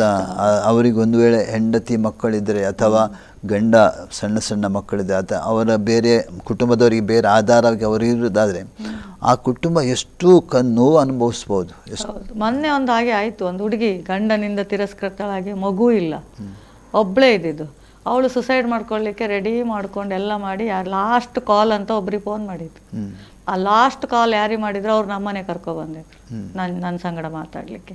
ಕರ್ಕೊಬಂದಾಗ ಭಾಳ ಬೇಸತ್ತೋಗಿದೆ. ನಾ ಮಾತಾಡ್ತಾ ಇದ್ದೀನಿ, ಕಣ್ಣಲ್ಲಿ ನೀರು ಹೋಗ್ತಿದೆ, ಸ್ಟಾಪೇ ಇಲ್ಲ. ಸೊ ಅವಳಿಗೆ ನಾನೆಲ್ಲ ದೇವ್ರ ಬಗ್ಗೆ ಹೇಳಿದ್ಮೇಲೆ ಈಗ ಚೆನ್ನಾಗಿ ಆ್ಯಕ್ಟಿವ್ ಆಗಿದ್ದಾಳೆ. ಒಂದು ವೇಳೆ ಅವಳು ಸತ್ತಿದ್ರೆ ಆ ಮಗು ನಷ್ಟ ಆಗಿತ್ತು, ಗಂಡ ನಷ್ಟ ಆಗಿ ಇವಳು ನಷ್ಟ ಆದರೆ ಏನು ಆ ಪ್ರಯೋಜನ ಇದೆ ಅಲ್ವಾ? ಒಂದು ಯಾರಾದರೂ ಒಂದು ಒಳ್ಳೆಯದಲ್ಲಿ ಬದುಕಿದರೆ ನಾವು ದೂರದಿಂದ ಆದರೂ ನೋಡಿ ಸಂತೋಷ ಪಡ್ಬೋದಲ್ಲ ಅಂತ. ಖಂಡಿತ ಸಿಸ್ಟರ್. ಓಕೆ, ದೇವರ ನಮಗೆ ಸ್ತೋತ್ರವಾಗಲಿ. ನಮ್ಮ ಆಸರೆ ಟಿ ವಿಯಲ್ಲಿ ಬಂದ ಸಿಸ್ಟರ್, ನಿಮ್ಮ ಒಳ್ಳೆ ಸಾಕ್ಷಿ ಹೇಳಿದ್ದೀರಿ, ಕುಟುಂಬವಾಗಿ ನೀವು ಸೇವೆ ಮಾಡ್ತಾಯಿದ್ದೀರಿ. ಖಂಡಿತವಾಗಿ ದೇವರು ನಿಮ್ಮನ್ನು ಇನ್ನೂ ಕೂಡ ಸೇವೆಯಲ್ಲಿ ಶಕ್ತವಾದಲ್ಲಿ ಉಪಯೋಗಿಲಿ. ಅಷ್ಟು ಮಾತ್ರ ಅಲ್ಲ, ನೀವು ಏನು ಕನಸು ಕಂಡಿದ್ದೀರಿ ಮುಂದೆ ದೇವರ ಬಗ್ಗೆ, ಯೇಸು ಸ್ವಾಮಿ ಬಗ್ಗೆ ಏನೆಲ್ಲ ಮಾಡಬೇಕಂತ ದೇವರು ಖಂಡಿತವಾಗಿ ನಿಮ್ಮನ್ನು ಮುನ್ನಡೆಸಲಿ ಅಂತ ನಾವು ದೇವರಲ್ಲಿ ಕೇಳಿಕೊಳ್ತೇವೆ. ಅಷ್ಟು ಮಾತ್ರ ಅಲ್ಲ, ಶಕ್ತವಾದ ರೀತಿಯಲ್ಲಿ ಸೇವೆ ಮಾಡಿ ಆ ದೇಶ ಏನೆಲ್ಲ ದರ್ಶನಗಳನ್ನ ಇಟ್ಟಿದ್ದೀರಿ, ಏನೆಲ್ಲ ಆ ಏರಿಯಾಕ್ಕೆ ನೀವು ಇರುವಂಥ ದೇಶ ಪ್ರಾಂತ್ಯಕ್ಕೆ ಇಟ್ಟಿದ್ದೀರಿ, ಅದೆಲ್ಲ ದೇವರು ನೆರವೇರಿಸಲಿ. ಮತ್ತು ದೇವರು ವಾಕ್ಯ ಹೇಳ್ತದೆ, ಆತನ ವೈರಿಗಳ ಮುಂದೆ ಆತನ ಸಿದ್ಧಪಡಿಸ್ತಾನೆ ಅಂತ ಹೇಳ್ತಾನೆ. ಎಷ್ಟು ದೊಡ್ಡ ವೈರಿ ಆದರೂ ದೇವರಿಗೆ ನಮ್ಮ ವೈರಿ ಯಾರಲ್ಲ, ನಮ್ಮ ವೈರಿ ಸೈತಾನನಾಗಿದ್ದಾನೆ. ಆದರೆ ಕೆಲವು ಜನರು ಸಮಸ್ಯೆ ಮಾಡ್ಬೋದು, ಅವರು ಕೂಡ ದೇವರು ಒಂದಿನ ಸತ್ಯಕ್ಕೆ ನಡೆಸಿ, ಬಟ್ ಅವ್ರು ಗೊತ್ತಿದ್ದು ಮಾಡ್ತಾ ಇಲ್ಲ. ಖಂಡಿತವಾಗಿ ಅವ್ರು ಗೊತ್ತಿದ್ದು ಮಾಡ್ತಾ ಇಲ್ಲ. ಅಂದರೆ ಆ ರೀತಿ ದೇವರು ಅವ್ರನ್ನ ಕೂಡ ಒಂದಿನ ಸತ್ಯಕ್ಕೆ ನಡೆಸ್ಬೋದು, ಅವರು ಕೂಡ ದೇವರನ್ನೇ ಕಂಡುಕೊಂಡ್ಬೋದು. ಥ್ಯಾಂಕ್ ಯು ಸಿಸ್ಟರ್, ನೀವು ಆಶ್ರಯ ಟಿ ವಿ ಬಂದು ಉತ್ತಮವಾದ ಸುವಾರ್ಥಿಕದ ನಿಮ್ಮ ಸಾಕ್ಷಿ ಹೇಳಿದ್ದೀರಿ. ಖಂಡಿತವಾಗಿ ದೇವರು ನಿಮ್ಮನ್ನು ಇನ್ನೂ ಕೂಡ ಆಶೀರ್ವಾದ ಮಾಡಿ ಇನ್ನೂ ಕೂಡ ಶಕ್ತವಾದ ರೀತಿಯಲ್ಲಿ ಉಪಯೋಗಿಸಿ, ಕುಟುಂಬವಾಗಿ ಉಪಯೋಗಿಸಲಿ ನಮ್ಮ ಪ್ರಾರ್ಥನೆ ಆಗಿದೆ. ಇಷ್ಟನ್ನು ಬಂದು ನಿಮ್ಮ ಸಾಕ್ಷಿ ಹೇಳೋದಕ್ಕೆ ನಿಮಗೆ ನಾವು ವಂದನೆ ಹೇಳ್ತಾ ಇದ್ದೆ ಆಶ್ರಯ ಟಿ ವಿ ಪರವಾಗಿ. ಪ್ರಿಯ ಆಶ್ರಯ ಟಿ ವಿ ವೀಕ್ಷಕರೇ, ಇಷ್ಟು ತನಕ ನಮ್ಮ ಪಾಸ್ಟರ್ ಜ್ಯೋತಿ ಪ್ರಕಾಶ್ ಅವರ ಸಾಕ್ಷಿಯನ್ನು ಕೇಳಿದ್ದೀರಿ. ನೀವು ಅವರ ಅನುಭವ ನೀವು ಕೇಳಿದರೆ, ಅವ್ರ ಸೇವೆಗೆ ಬಂದ ಅನುಭವ ಅಥವಾ ಸೇವೆಯಲ್ಲಿ ಅವರು ಪಟ್ಟಂಥ ನೋವುಗಳು, ಪ್ರಯಾಸಗಳು, ಅದೆಲ್ಲ ನೀವು ಕೇಳಿದ್ರಿ.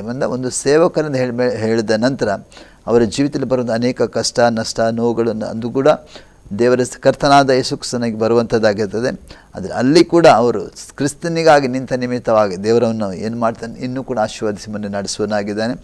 ಅವರಿಗಾಗಿ, ಅವರ ಕುಟುಂಬಕ್ಕಾಗಿ, ಸೇವೆಗಾಗಿ ನೀವು ಪ್ರಾರ್ಥನೆ ಮಾಡಬೇಕು ಹೇಳ್ಕೊಳ್ತೇನೆ. ಅಷ್ಟು ಮಾತ್ರ ಅಲ್ಲ, ಇಷ್ಟು ತನಕ ಆಶ್ರಯ ಟಿ ವಿಯಲ್ಲಿ ಈ ಸಾಕ್ಷ್ಯ ನೋಡಿದ್ದೀರಿ. ದೇವರು ನಿಮ್ಮನ್ನು ಕೂಡ ಆಶೀರ್ವಾದ ಮಾಡಲಿ. ನಿಮ್ಮ ಜೀವಿತದಲ್ಲಿ ಒಂದು ವೇಳೆ ಕಷ್ಟ, ನೋವಿದ್ದರೆ ಕರ್ತನಾದ ಯೇಸು ಸ್ವಾಮಿನ ನಂಬಿಕೊಳ್ಳಿ. ದೇವರು ನಿಮ್ಮ ಜೀವಿತದಲ್ಲಿ ಕೂಡ ಆತನ ಅದ್ಭುತ ಮಾಡಿ ಶಕ್ತನಾಗಿದ್ದಾನೆ. ಒಂದು ವೇಳೆ ಕಷ್ಟ ಏನಾದರೂ ನಿಮಗೆ ಸಮಸ್ಯೆ ಇರೋದಾದರೆ ಒಂದೇ ಹೆಸರು ಯೇಸು. ಯೇಸು ಎಂಬ ಹೆಸರು ನೀವು ಕೂಗಿದಾಗ ನೀನು ಇರೋ ಸ್ಥಳದಲ್ಲಿ ಕೂಡ ನಿಮಗೆ ಬಿಡುಗಡೆ ಮಾಡಲಿಕ್ಕೆ ಆತನ ಶಕ್ತನ, ಯಾಕಂದರೆ ಆತನು ಜೀವಿಸ್ತಾ ಇದ್ದಾನೆ. ಬೈಬಲ್ನಲ್ಲಿ ಹೇಳ್ತದೆ, ಯೇಸು ಕ್ರಿಸ್ತ ನಿನ್ನೆ ಇದ್ದಾಗ ಇವತ್ತಿದ್ದಾನೆ, ಆತನು ನಿರಂತರ ಜೀವಿಸುವ ದೇವರಾಗಿದ್ದಾನೆ. ಅದಕ್ಕಾಗಿ ದೇವರ ಸ್ತೋತ್ರ. ಇನ್ನೊಂದು ಆಶ್ರಯ ಟಿ ವಿಯಲ್ಲಿ ಇನ್ನೊಂದು ಸುವಾರ್ಥಿಕ ಕಾರ್ಯಕ್ರಮ ಬರುವ ತನಕ ಆಶ್ರಯ ಟಿ ವಿನ ವೀಕ್ಷಿಸಿರಿ. ವಂದನೆಗಳು. Thank you.